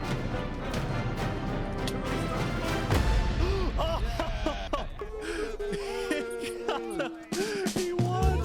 Hey. Remy the Rat had won his duel in the Coliseum, and all of his crimes, including the murder of dinosaurs, were expunged from his record by Emperor Spood himself. Spood. He was now a legend, and his restaurant became more popular than ever before. He put his head on the floor. Now, it's been a busy few days for Emperor Spood. He was always working on different things. Have you seen our aqueducts? Show me your aqueducts, Spood. Look at it behind you! Look at it! What's the use of this? I don't really know. What is the point of anything? We just build. We have too many builders, not enough ideas. Now, while Spood was an effective leader, he did have to constantly watch his back for assassins. You know, I've thwarted like 5 assassination attempts, and guess what? I've just found out about another. No way. Spood's entire reign began with him almost being killed, so he was always extra careful and sensitive about where he went and who he associated with. It's also why Spood was particularly angry when he found out that one of the people who planned to kill him was his own lead builder, Knight Arcturus. According to some of my sources, Knight Arcturus was seen in the Commonwealth earlier today. Really? Spood had sent spies across the world to find Knight Arcturus, and when they discovered he was staying at the Commonwealth, Spood immediately reached out to Sitzkrieg to request he be handed back to West Helm. However, given that the Commonwealth was low on citizens and needed good builders, Sitzkrieg decided to reject Spood's request. What? I'm not just going to give up one of my builders. The Commonwealth does not give in to tyrants. This made Spood erupt with fury. Oh, I'm gonna make sure that everybody knows the Commonwealth is corrupt. They step their chocolate. What's next, bro? Is there gonna be a war? Went around telling everyone about how much he hates the Commonwealth. This whole situation became a massive drama, and it actually got to the point where the rest of Island 2 was getting annoyed with the Commonwealth. I don't get why the Commonwealth doesn't just hand him over. We don't need a war with West Helm. Unlike the Commonwealth, Cass had a big population and she didn't care about losing citizens who were troublemakers. For example, earlier, one of her citizens, Addison27, had gone to Tricolor, dug into Jovial's grave, and had stolen Jovial's head. Can I wear this? Hey Cass, I brought you a trophy. But instead of protecting him, Cass immediately banished Addison from the Cass Coalition and alerted Tricolor of his location, causing Addison to flee Island 2. It was this kind of no-nonsense leadership that earned Cass a lot of respect from not only her citizens, but other Island 2 nations who were now much more willing to ally with Cass than with the Commonwealth. The very existence of the caste coalition also provided a sense of security to smaller groups, like this new nation who are mostly cheese merchants and call themselves Cheese the merchants? Quesadors. This is Called the way quesadors. of cheese for el queso. For the queso. Since the bomb dropped yesterday, the economies of most Island 2 nations were prospering, with heavy amounts of trade and tourism between islands. Meanwhile, in Barbie Land... Ish. I have news. What? I'm marrying Oppenheimer. What? On day 8, the player Oppenheimer had marched into Barbie Land, but instead of destroying it with a nuke, he apparently liked it so much that he proposed to the Oppenheimer? Ish, consider this your invitation to the Barbenheimer wedding. Thank you. In Luminara, meanwhile, the citizens were inventing new technologies. This is the power switch. It's 16 furnaces working together simultaneously, and it has a bunch of hopper minecarts on the inside distributing everything. As much as Luminara was finally starting to live up to its name as the light of Island 2, little did its citizens know among them was quietly living the world's most deadly group of terrorists. I'm thinking of running in the election tomorrow. Oh yeah? Legacy's pretty popular, but I'm not worried. While it seemed like each of the Island 2 nations had their own separate goals, they were all still united under one mission: to find and kill Saps. What? In fact, by day 8, Luminara had told all the other nations that Saps had fled to Island 1, and some nations were already preparing to send out hit squads later today. Where's that, bro? But Island 1, meanwhile, was currently dealing with a whole other political drama: the murder of Linguini. I cannot conceive how we are being this civil about this. They came in, they found him in the hole, they drowned him in lava. This player, Vietnam, was one of the few remaining survivors in the Linguini Mafia. Vietnam had escaped the Covenant's attack and wanted to get revenge against the Covenant. I don't know you can do It was that. surprisingly difficult to gather support. See, while the Blue Cross condemned the Covenant, nobody was brave enough to declare war on them. PvP. People feared the Covenant and its army, which is why Seneca secretly asked them to do the deed instead of doing it herself. If people knew that she was behind the attack, she would be in big trouble. But for now, nobody would face any consequences for the massacre of the Linguini Mafia. Damn. Going back to West Helm, on day 8, Emperor Spood was really only thinking about one thing: how to get revenge On against Commonwealth. Knight Arcturus. After the Commonwealth rejected Spood's extradition request, Spood's initial reaction was to begin preparing for war. But what made him think twice was his belief that the Commonwealth was a massive nation with probably a big army. Spood also knew that declaring war could risk the entirety of Island 2 coming to the Commonwealth's defense, and maybe launching a counterattack on West Helm. So, Spood decided to change strategies. He instead decided to try and bait the Commonwealth. See if he can make them angry enough to do something rash, No something way. bad enough that would allow Spood to then declare That's some war 200 IQ. and have everyone's support. And 200 Spood IQ. knew exactly how to make the Commonwealth angry. He invited back to the West Helm capital the one person Sap. he knew the Commonwealth hated the most. Ooh. No way.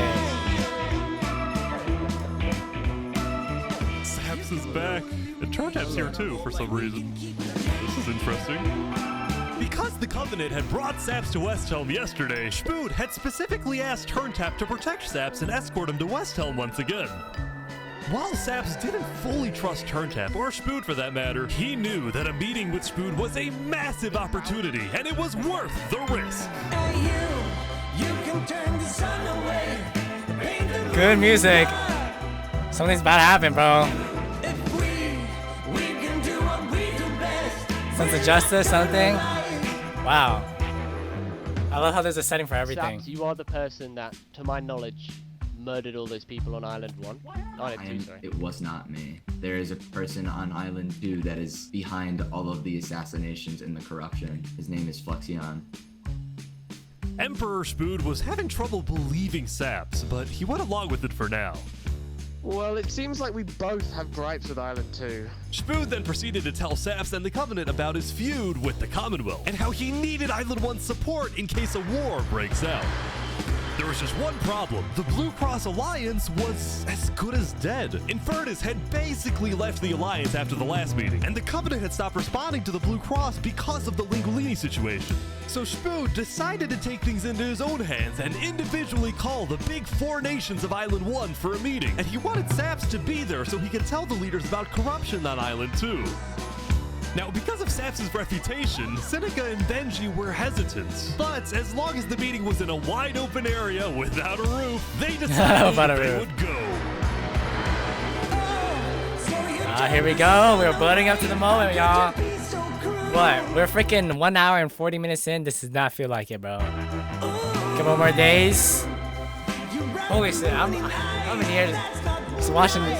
Damn! I can't believe I'm doing this to a YouTube video, bro. To begin the meeting, Spood first had Saps tell his story. I've been put on trial and sentenced to death for a crime I did not commit. Spood's goal with this meeting was to convince all the leaders that Island 2 was a threat to Island 1. One of my right-hand men was murdered in cold blood by someone in association with the Commonwealth. It's one of the many injustices I've heard about on Island 2, and I want justice. Then, Turntap of the Covenant made his own statement. A few days ago, Covenant was approached by Luminara to speak of a potential trade agreement. Legacy AN approached me in regards to Fluxion, the guy who Saps is claiming killed everyone, which I do believe. Whoa.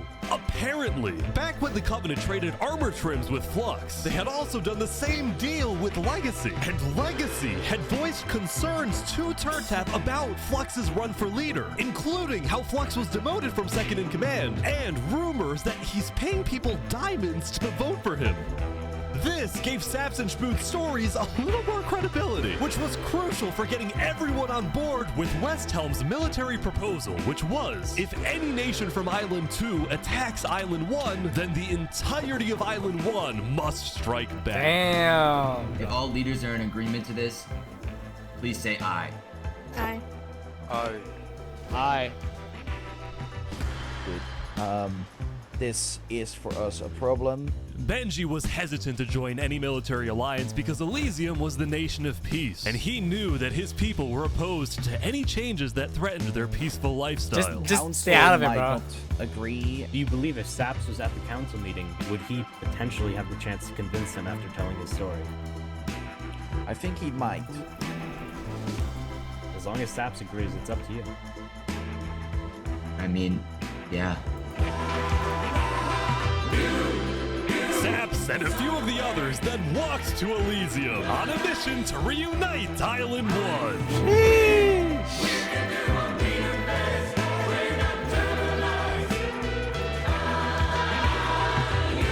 I have been framed for the mass assassination of Island 2 leaders by Fluxion and his conspirator. So many other people have died to the same tyranny and corruption that has been on Island 2.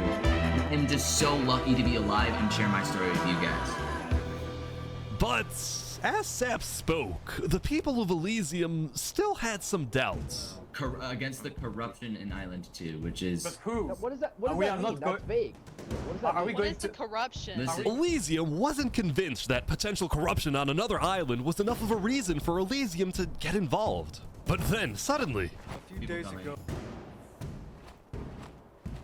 What the... Covenant? What is this? About 15 members of the West Helm army had inexplicably walked right through Elysium. They quickly left, but it certainly didn't help the tensions. What? Nonetheless, the proceedings continued. They're being rushed here to pressure us. We're going to be deciding whether Elysium citizens would go to war. I think Elysium citizens need to have a say in that. Yeah, True. After even more deliberation, and after even more time passed... Excuse me. Excuse me. Something important. The troop of people that came by, they are apparently the military from West Helm. We have reasonable suspicions to believe they are going to launch an invasion of Island 2 in the next 5 minutes. I do not know. What are you talking? Emperor Spood had grown impatient. After Spider informed him that progress was stalling, Spood had decided to send a squadron of the West Helm army into the Commonwealth's territory. Let's go, Spood. I like that. Night Arcturus. Oh boy, they're almost there, I think.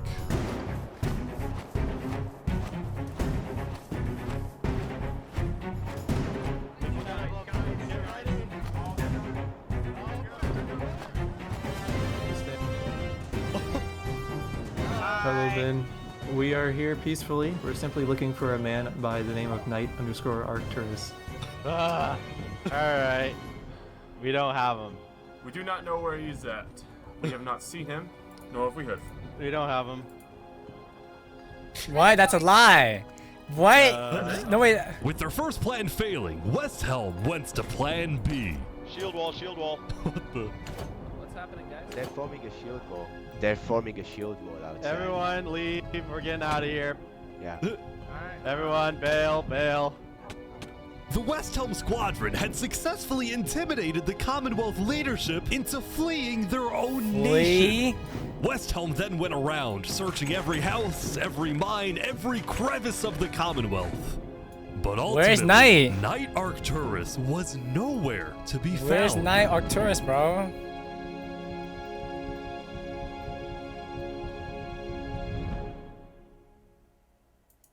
Meanwhile, at the Cass Coalition. Oh, Cass. Is this where Knight is? Hey, can I run something by you real quick? Yeah. You know how everyone's trying to kill Saps because of what he did? And then during his trial, he was all like, Luminara was behind this. Luminara built the trap. The leadership in Luminara helped me build the meeting area. That includes the prosecution himself, Thomas 5200, and their ringleader, Fluxion. So, I was sailing past Saps' place a few days ago. God, this dude is digging. Or what? Oh. You see that? You see that guy? Yeah. Isn't that Fluxion? Flux? What? Kind of looks like him, yeah. What's he doing at Saps' place? And why is he gathering blocks? Ooh. You go to show Cass. What do you think? Interesting. What is Fluxion doing, bro? You know what? Go show this to Tricolor. And probably also Perion. I'm on it.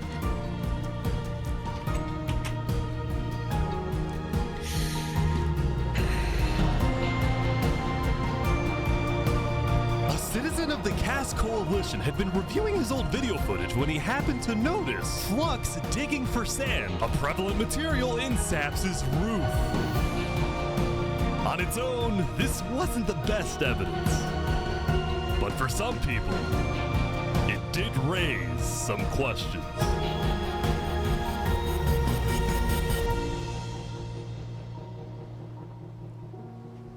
Oh, you got two guys right here. Oh, day 9. Okay. One more day.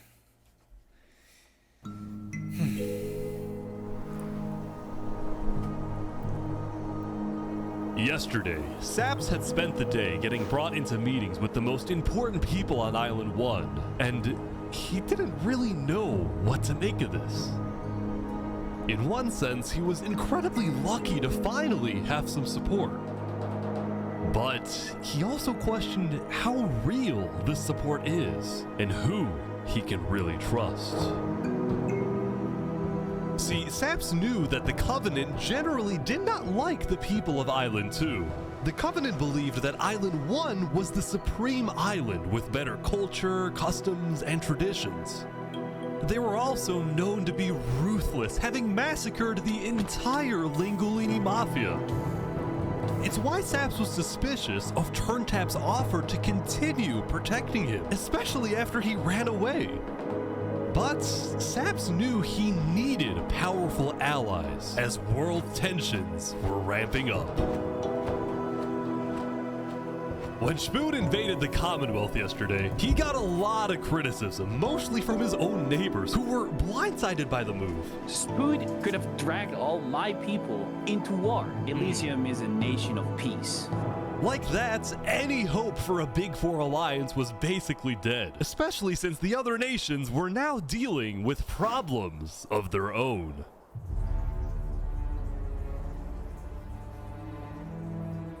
Earlier yesterday, Queen Seneca had found out that Elysium's newspaper Daybreak Media had somehow found out that she had directed the Covenant to kill Lingulini.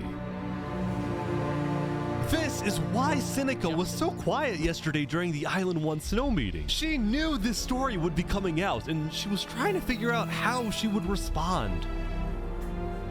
And on day 9, she made her decision.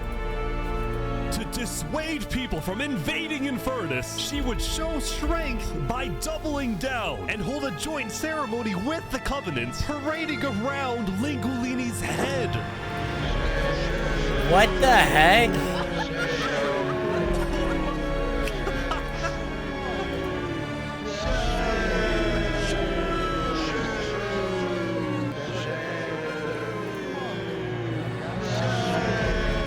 Let this be a lesson. Shame to those who disrespect our volcano. Damn, bro. Meanwhile, on the other side of the island, the Blue Cross was hosting a meeting. Vietnam, I'm getting word that Infernace is having a ceremony to burn the head of Mario. If I can't get his head back, then it's war. I will put my hands around each and every one.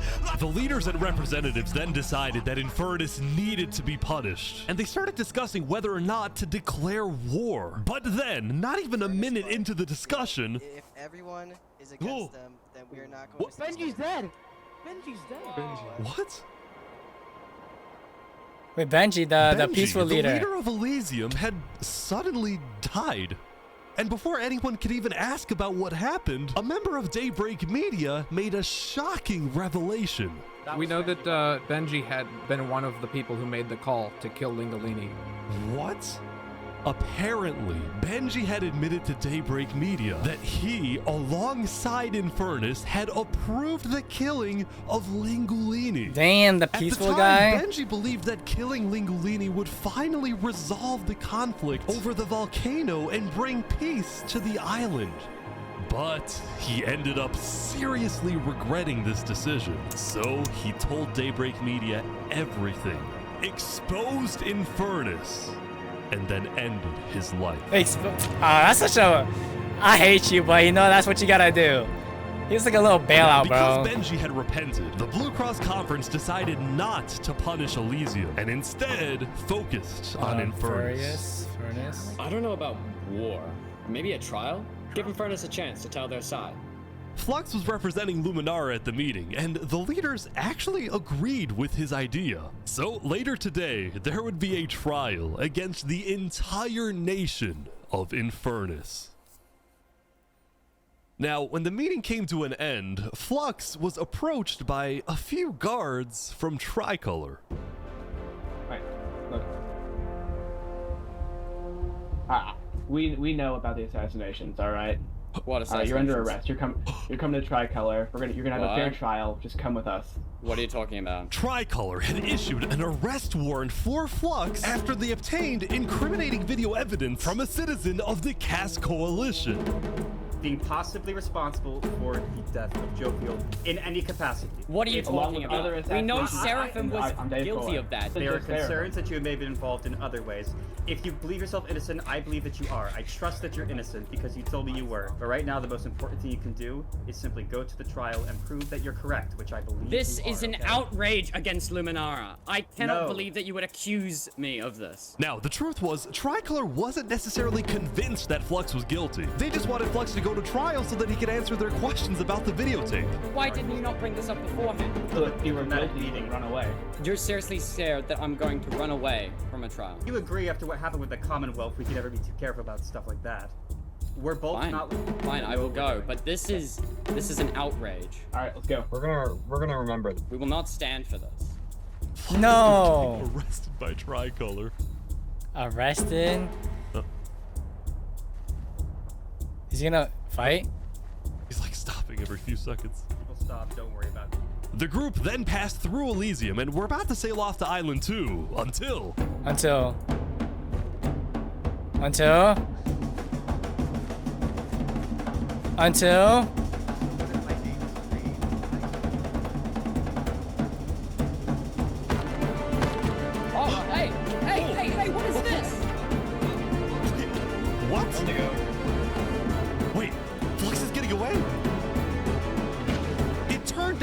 Flux had secretly told a member of his own crew to come and attack him so that he could run away from his arrest without looking guilty.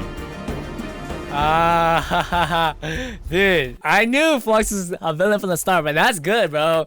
That's 2,000 bajillion when IQ. Flux returned to Luminara, his whole world had flipped upside down. He believed he had covered all his tracks, that he had gotten away with everything. Whoa. But for now, he had to remain calm and decide on his next move. Legacy. Yeah? We've just been informed that you have ties to the Covenant, and they're working with Saps the Traitor. So the problem is, we're afraid you're a national security threat. You have two choices right now. You either drop out of the election this instant, or we can do this the hard way. Oh, that's tough. Alright.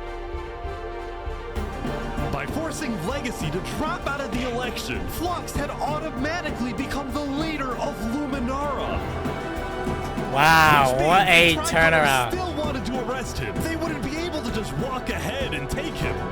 They would have to invade Luminara itself.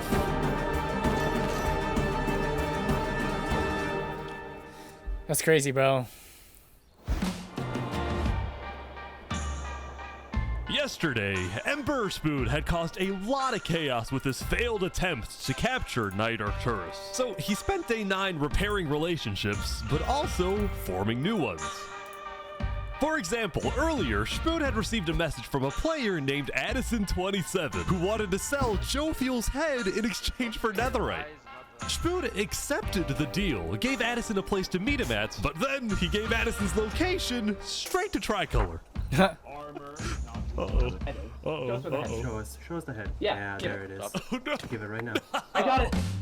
Now, this actually led to an alliance between West Helm and Tricolor, the first ever multi-island alliance, and a strategic move by Spoon to befriend the neighbors of the Commonwealth. Damn. Later, Spoon also visited the Covenant after he heard about some civil unrest going on. So they all just left, just like that? Apparently, about half of the Covenant's entire population had decided to leave the Covenant. This is because they believed Turntap was betraying the Covenant's values by constantly trading and associating with Island 2. And what made a lot of them really angry was the fact that Turntap was making them protect Saps. See, originally, Turntap had only brought Saps in to get diamonds for his army. But the more he heard about Saps' story, the more he became captivated by Saps and wanted to help him.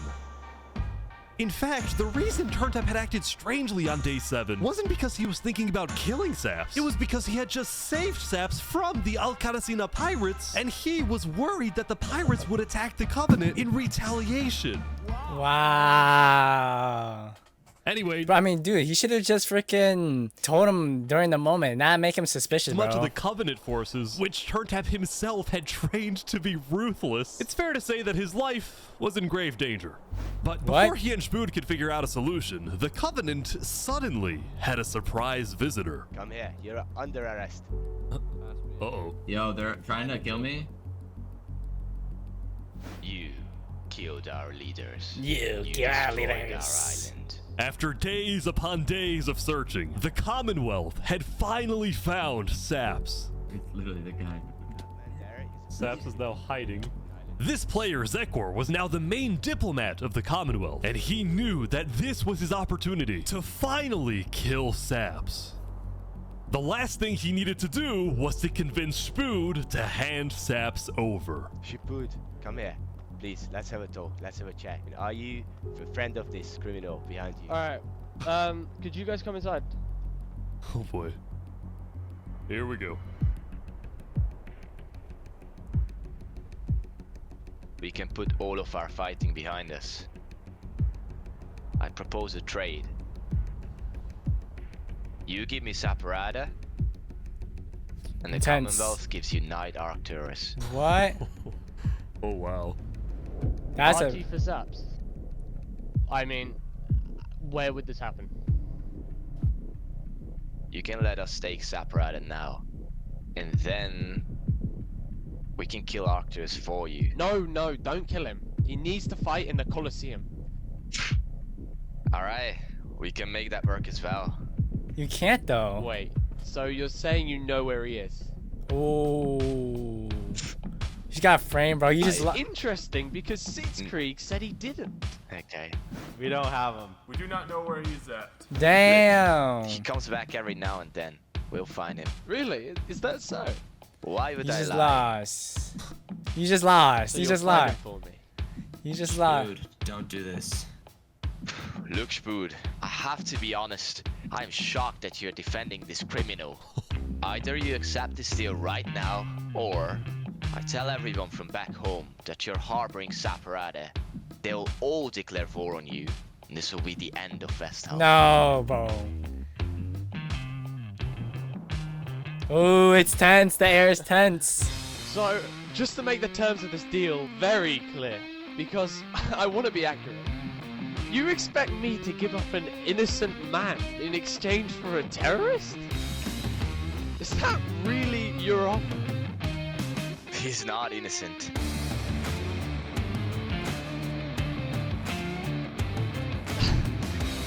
Alright.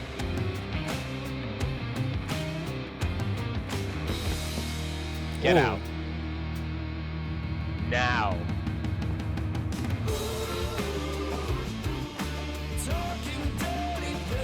Damn. Get out. Such ore, bro.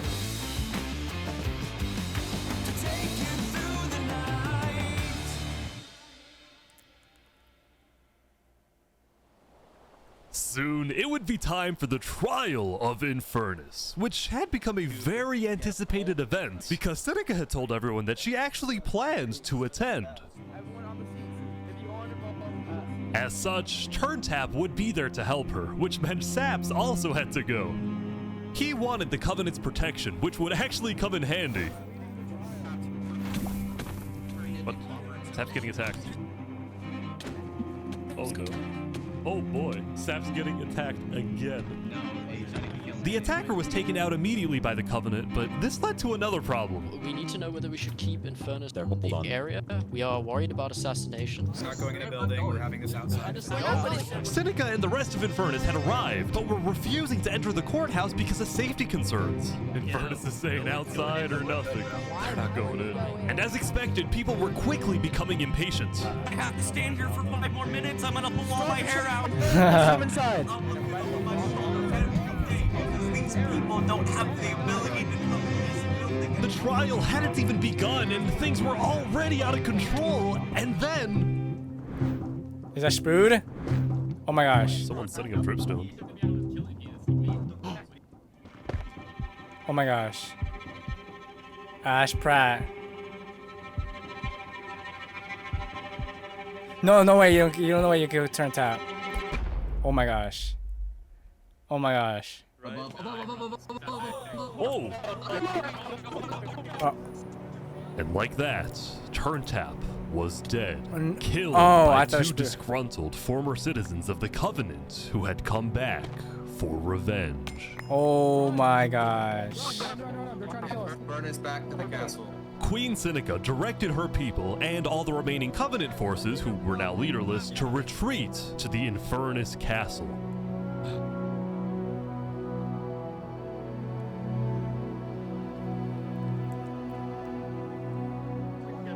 Both Infernace and the Covenant were eventually found guilty of murdering the Linguini Mafia.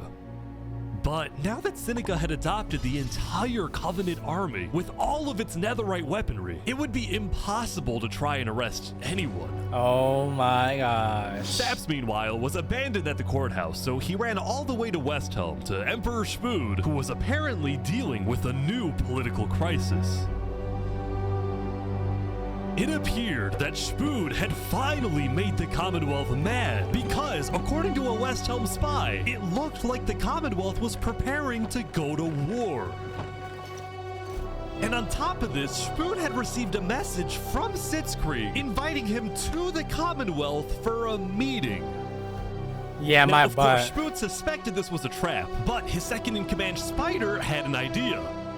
Let me go instead. Let them kill me, and if they do, we'll have the right to obliterate them. Basically, if Spider goes to this meeting and actually gets killed, then in the eyes of the world, this will give West Helm permission to finally wipe the Commonwealth off the map. You're a hero, Spider. Glory to West Helm. Glory to West Helm. Okay. She. These guys are all waiting for something to happen.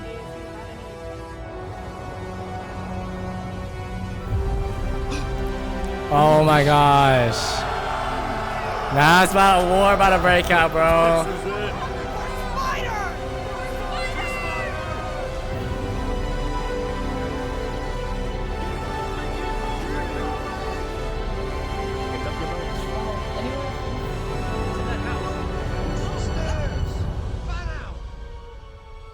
Wait, they're gonna get trapped. Where is everyone? The Commonwealth had been completely abandoned. Oh my gosh. After Zekr's meeting with Spood, Sitzkrieg had tried to rally all of Island 2 against West Helm, but not a single nation joined him.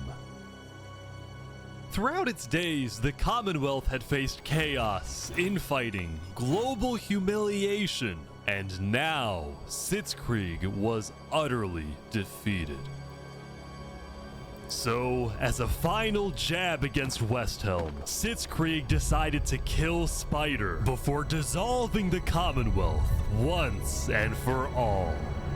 Dissolving the Commonwealth? Sitzkrieg and his remaining citizens then decided to pack up and relocate to the one place in the world that West Helm wouldn't be able to infiltrate. What? What is this? The volcano? What the plot twist? What the plot twist? Actually, I did not expect this out. Yo.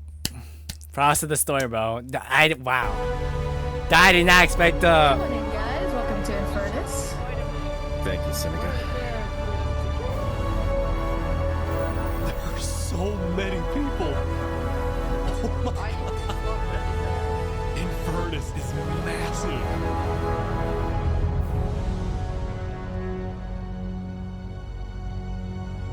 My jaw is dropped. Like, that's how you know this one is good, bro. This is really the perfect Minecraft video ever, bro.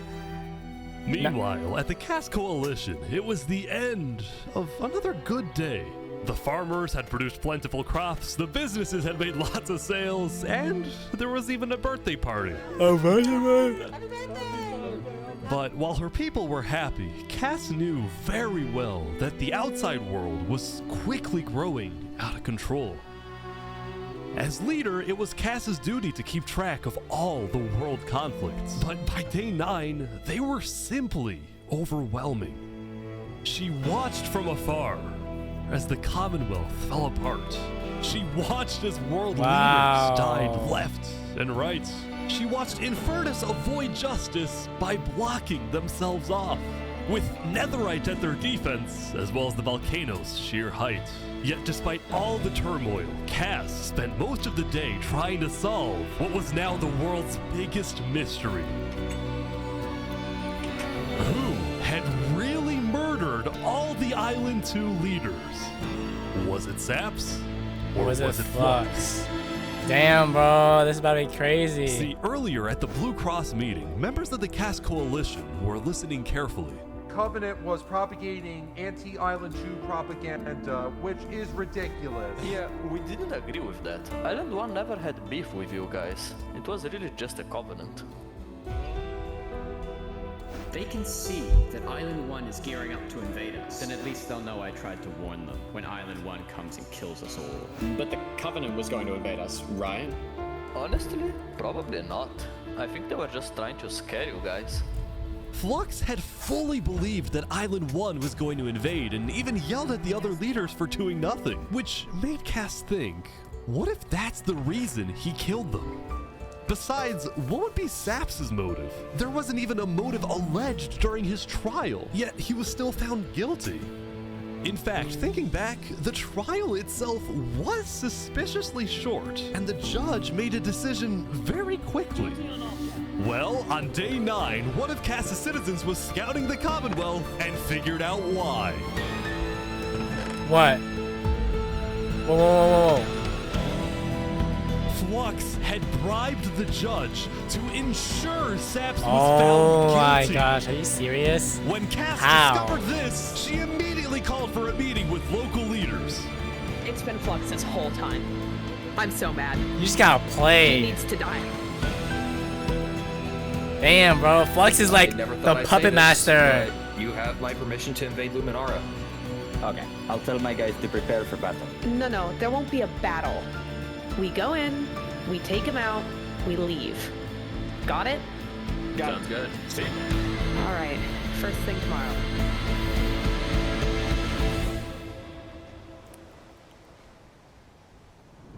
Day 10. Still a lot of people remaining. Welcome, Rock everyone. and stone. Welcome. We gather here today because, well, we never got the opportunity to properly mourn our previous leader, 3 Below. This guy. He was more than just a Luminara. They just He put it was on a friend, and I'm very whatever you much call that excited face. that we can continue his legacy and complete the bridge which he would have wanted. Man does not care. All a mask. This is a mask, bro.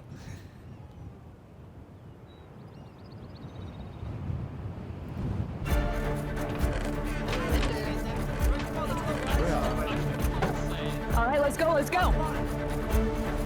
And so, the Cass Coalition set off on their mission to kill Flux once and for all.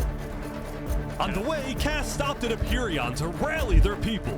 We've found the person responsible for the multiple leader assassinations, including the assassination of your own president. Are we ready to fight for Luminara and for justice? The plan was simple. Empyrean would invade Luminara from the south, while the Cass Coalition approaches from the sea so that Flux can't escape.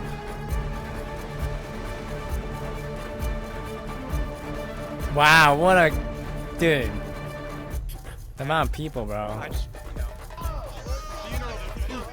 Oh, they're here. They're here. Flux is running.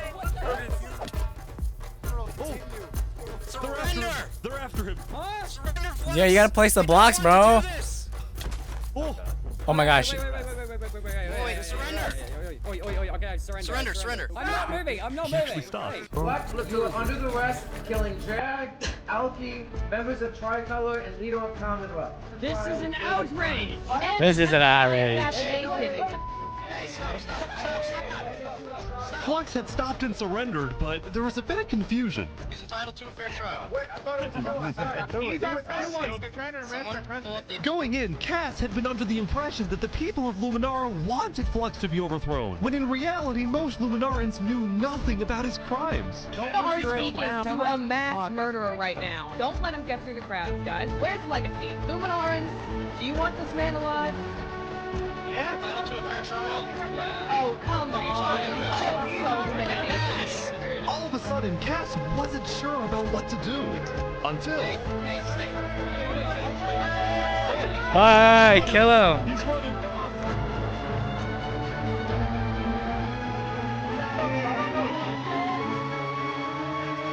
Is this a booby trap?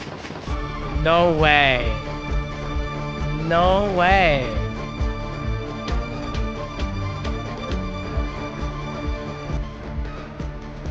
Oh my gosh! He's actually the killer. Flux had killed 5 people using a secret track he had built the day before. This bought him just enough time to escape. You block him behind. That said, Flux Let's go, Flux! people after him. So when he dug to the surface, he ran straight to the ocean and fled Island 2. Wow, bro. Still, Cass and Empyrean sent out hit squads to try and hunt Flux down, while Legacy directed the citizens of Luminara to evacuate.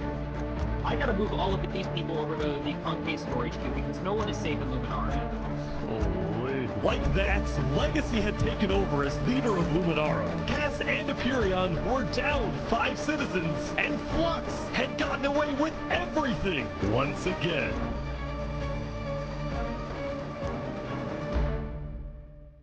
This is insane, bro. Or so he thought. Uh-oh.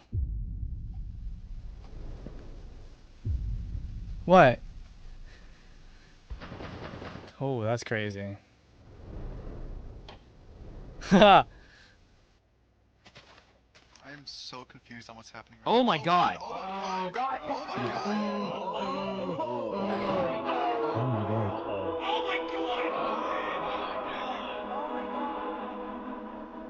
When Flux's trap went off, the rest of the world had a lot of questions. Was that in Luminara? That was Flux? Wait, Flux killed those people? Yeah. On day 10, word began to spread about what had happened. That was Flux's trap? Yeah, Flux built that trap. Which made people think, was Flux behind the murders of the Island 2 leaders after all? Dude, I think Flux was behind Sap was innocent, bro. Saps was right. Suddenly, the world realized that Saps had been telling the truth. Damn. Sparta, innocent. Saps, how do you feel? Dude, finally, I'm so happy. For the first time since he had got into hiding, Saps had been vindicated, proven innocent, and the world was finally on his side.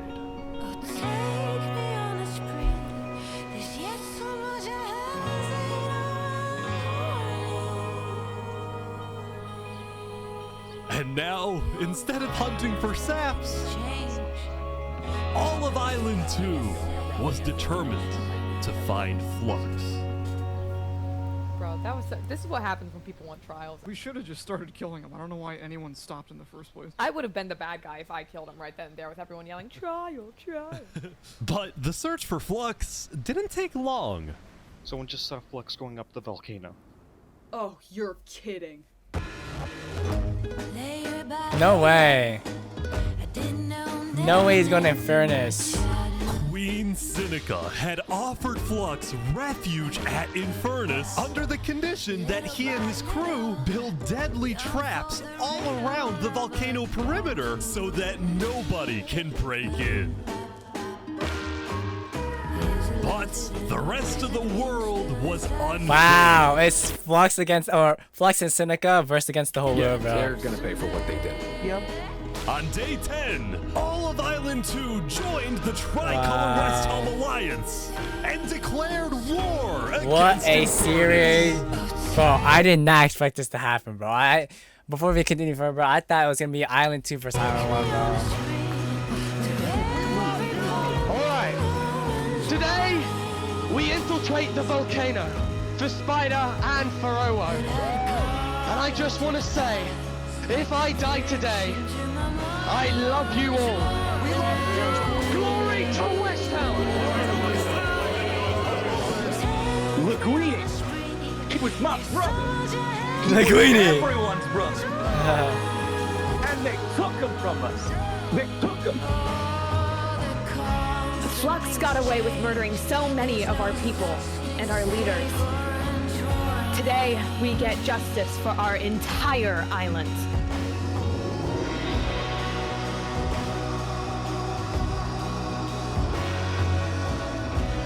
Okay, vamos, amigos, vamos! Alright, everyone in. I'll meet you at Vamos. the Coliseum.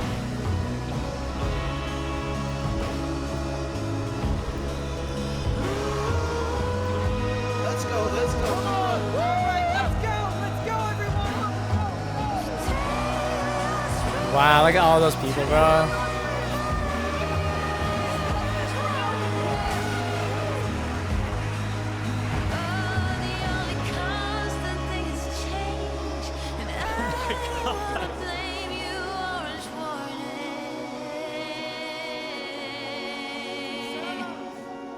A few days ago, my home was turned into a death trap behind my back.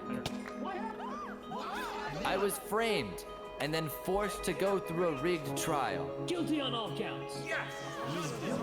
A few days ago, every single person in the world wanted me dead. Damn. But today, you all know the truth about who really killed our leaders and our friends. Today, we walk ahead, we storm the volcano, and we get justice! Let's go! Thank you, Saps. Alright everyone, listen up! There's a lot of things to watch out for. There's gonna be lava, boiling water, dripstone traps, their entire army. They have the height advantage and netherite armor, but we have numbers. So let's stick together and let's win this thing! Come on! Alright, here we go! This is crazy. What a storyline, bro. I did not expect this. Really, craziest plot twist. So many people that's lagging like crazy.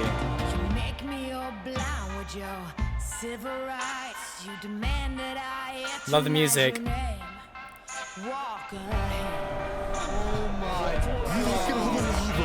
I think there might be a problem. It's okay, it's good, it's good, it's good. You cover us in shame, and I take the blame. Living by the rules to which high school blues walk ahead. Damn. And you don't even see Flux here, bro. Flux is just chilling, watching on the side, sipping his lemonade, bro. Oh, I mean, never mind. He's here. What am I saying? He's right here. I forgot.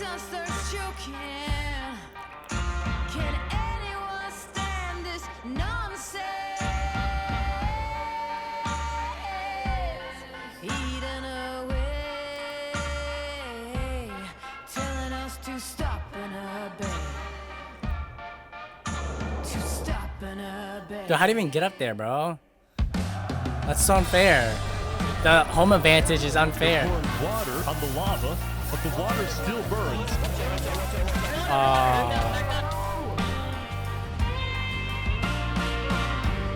Okay, send out the covenant now, right now. Bring out the covenant? What the? Go. Oh, big fighting on the ground right now. Covenant is attacking from behind. Keep going! You're not pushed.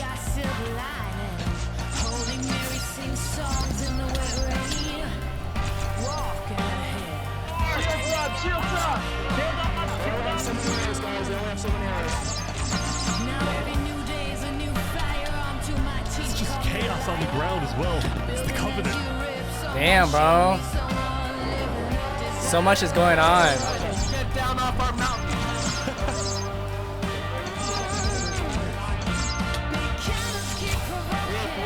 They got it. Everyone retreat!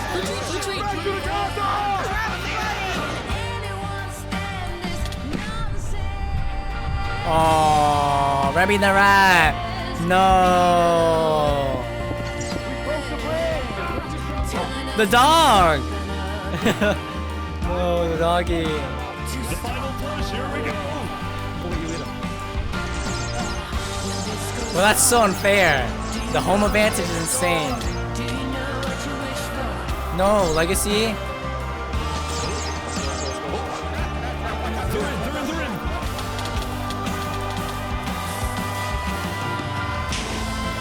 Oh my gosh! Whoa!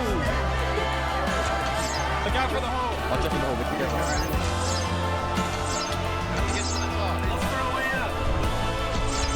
Dude, this must be. This is just so inspiring.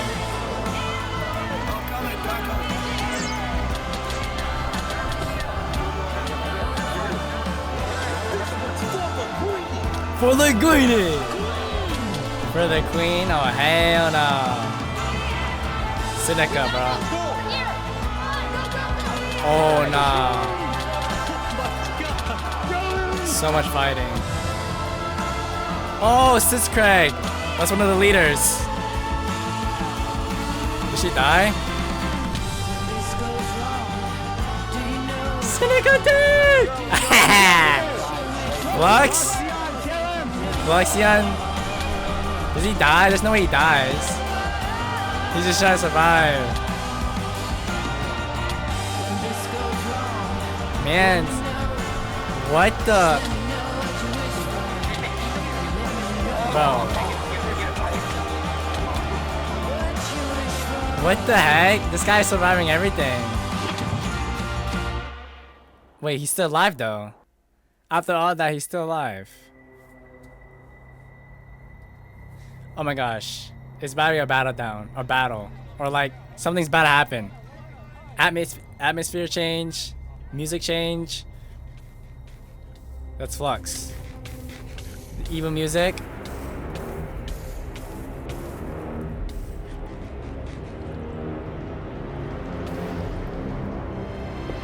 No. Surely not.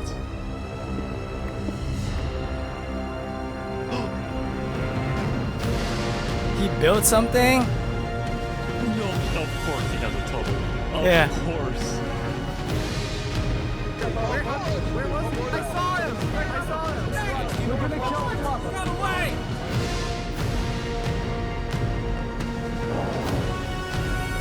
He's missing?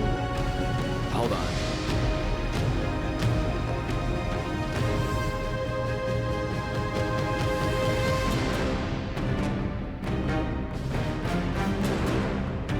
Oh my gosh.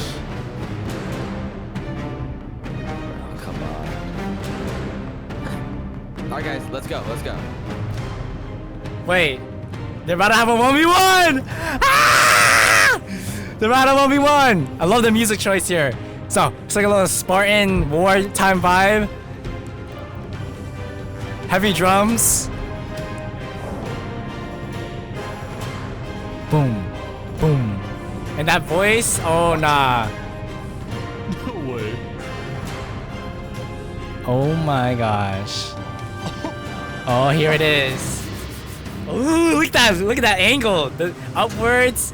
Okay, what are you doing now? Don't tell me he has a netherite sword. That's not fair. Wow, you actually showed up. Can't say no to a friend, can Ooh, that's hard. Let's make this a fair fight, okay? Yeah, same armor, bro. Flux. Look at all these people dying right now because of you. You know, Saps, none of this would have happened if you had died like you were supposed to. I'm sorry for everything you've had to go through. Ooh, look at this angle. Oh, the shoulder angle. Oh my gosh.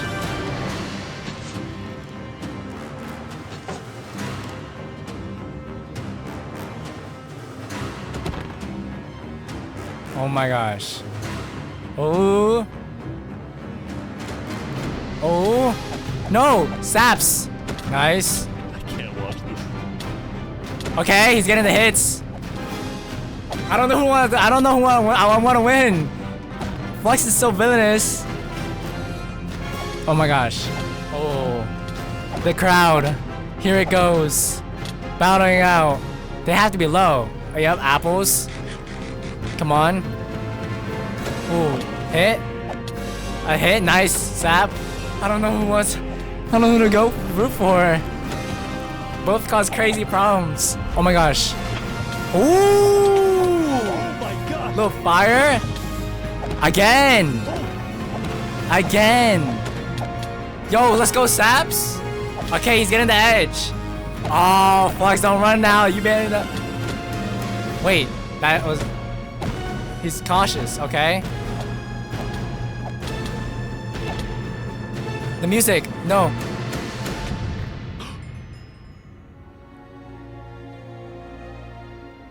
Oh, the sad violin. Someone died. Someone died. Flux was slain by Sap. Woo! He got his revenge. Damn. That was good. The music and everything. Oh, that's good. Inspiring cinematic music. Saps had killed Flux. Hey, that was. And with that, Flux's reign of terror was over. Oh, it's just his companion. That was good. That's good. That's good. The answer, the rival between those two, has been answered. Is that all? Hey, man. That was good. What? Days later? Gather to honor the lives lost in the Battle of Infernace.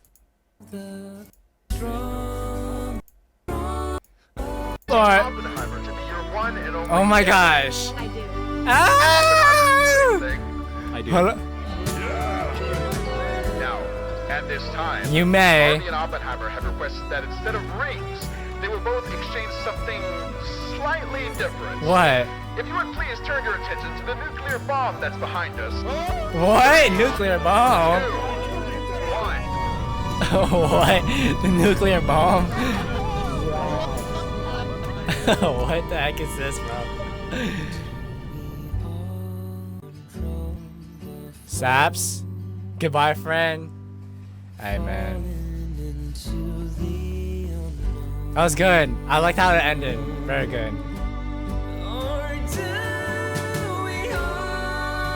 And he got the bomb. There you guys have it. 1,000 players stimulate a civilization rich and poor. Subscribe to Ish. And there you guys have it. If you guys want to see more content like this, click this video here.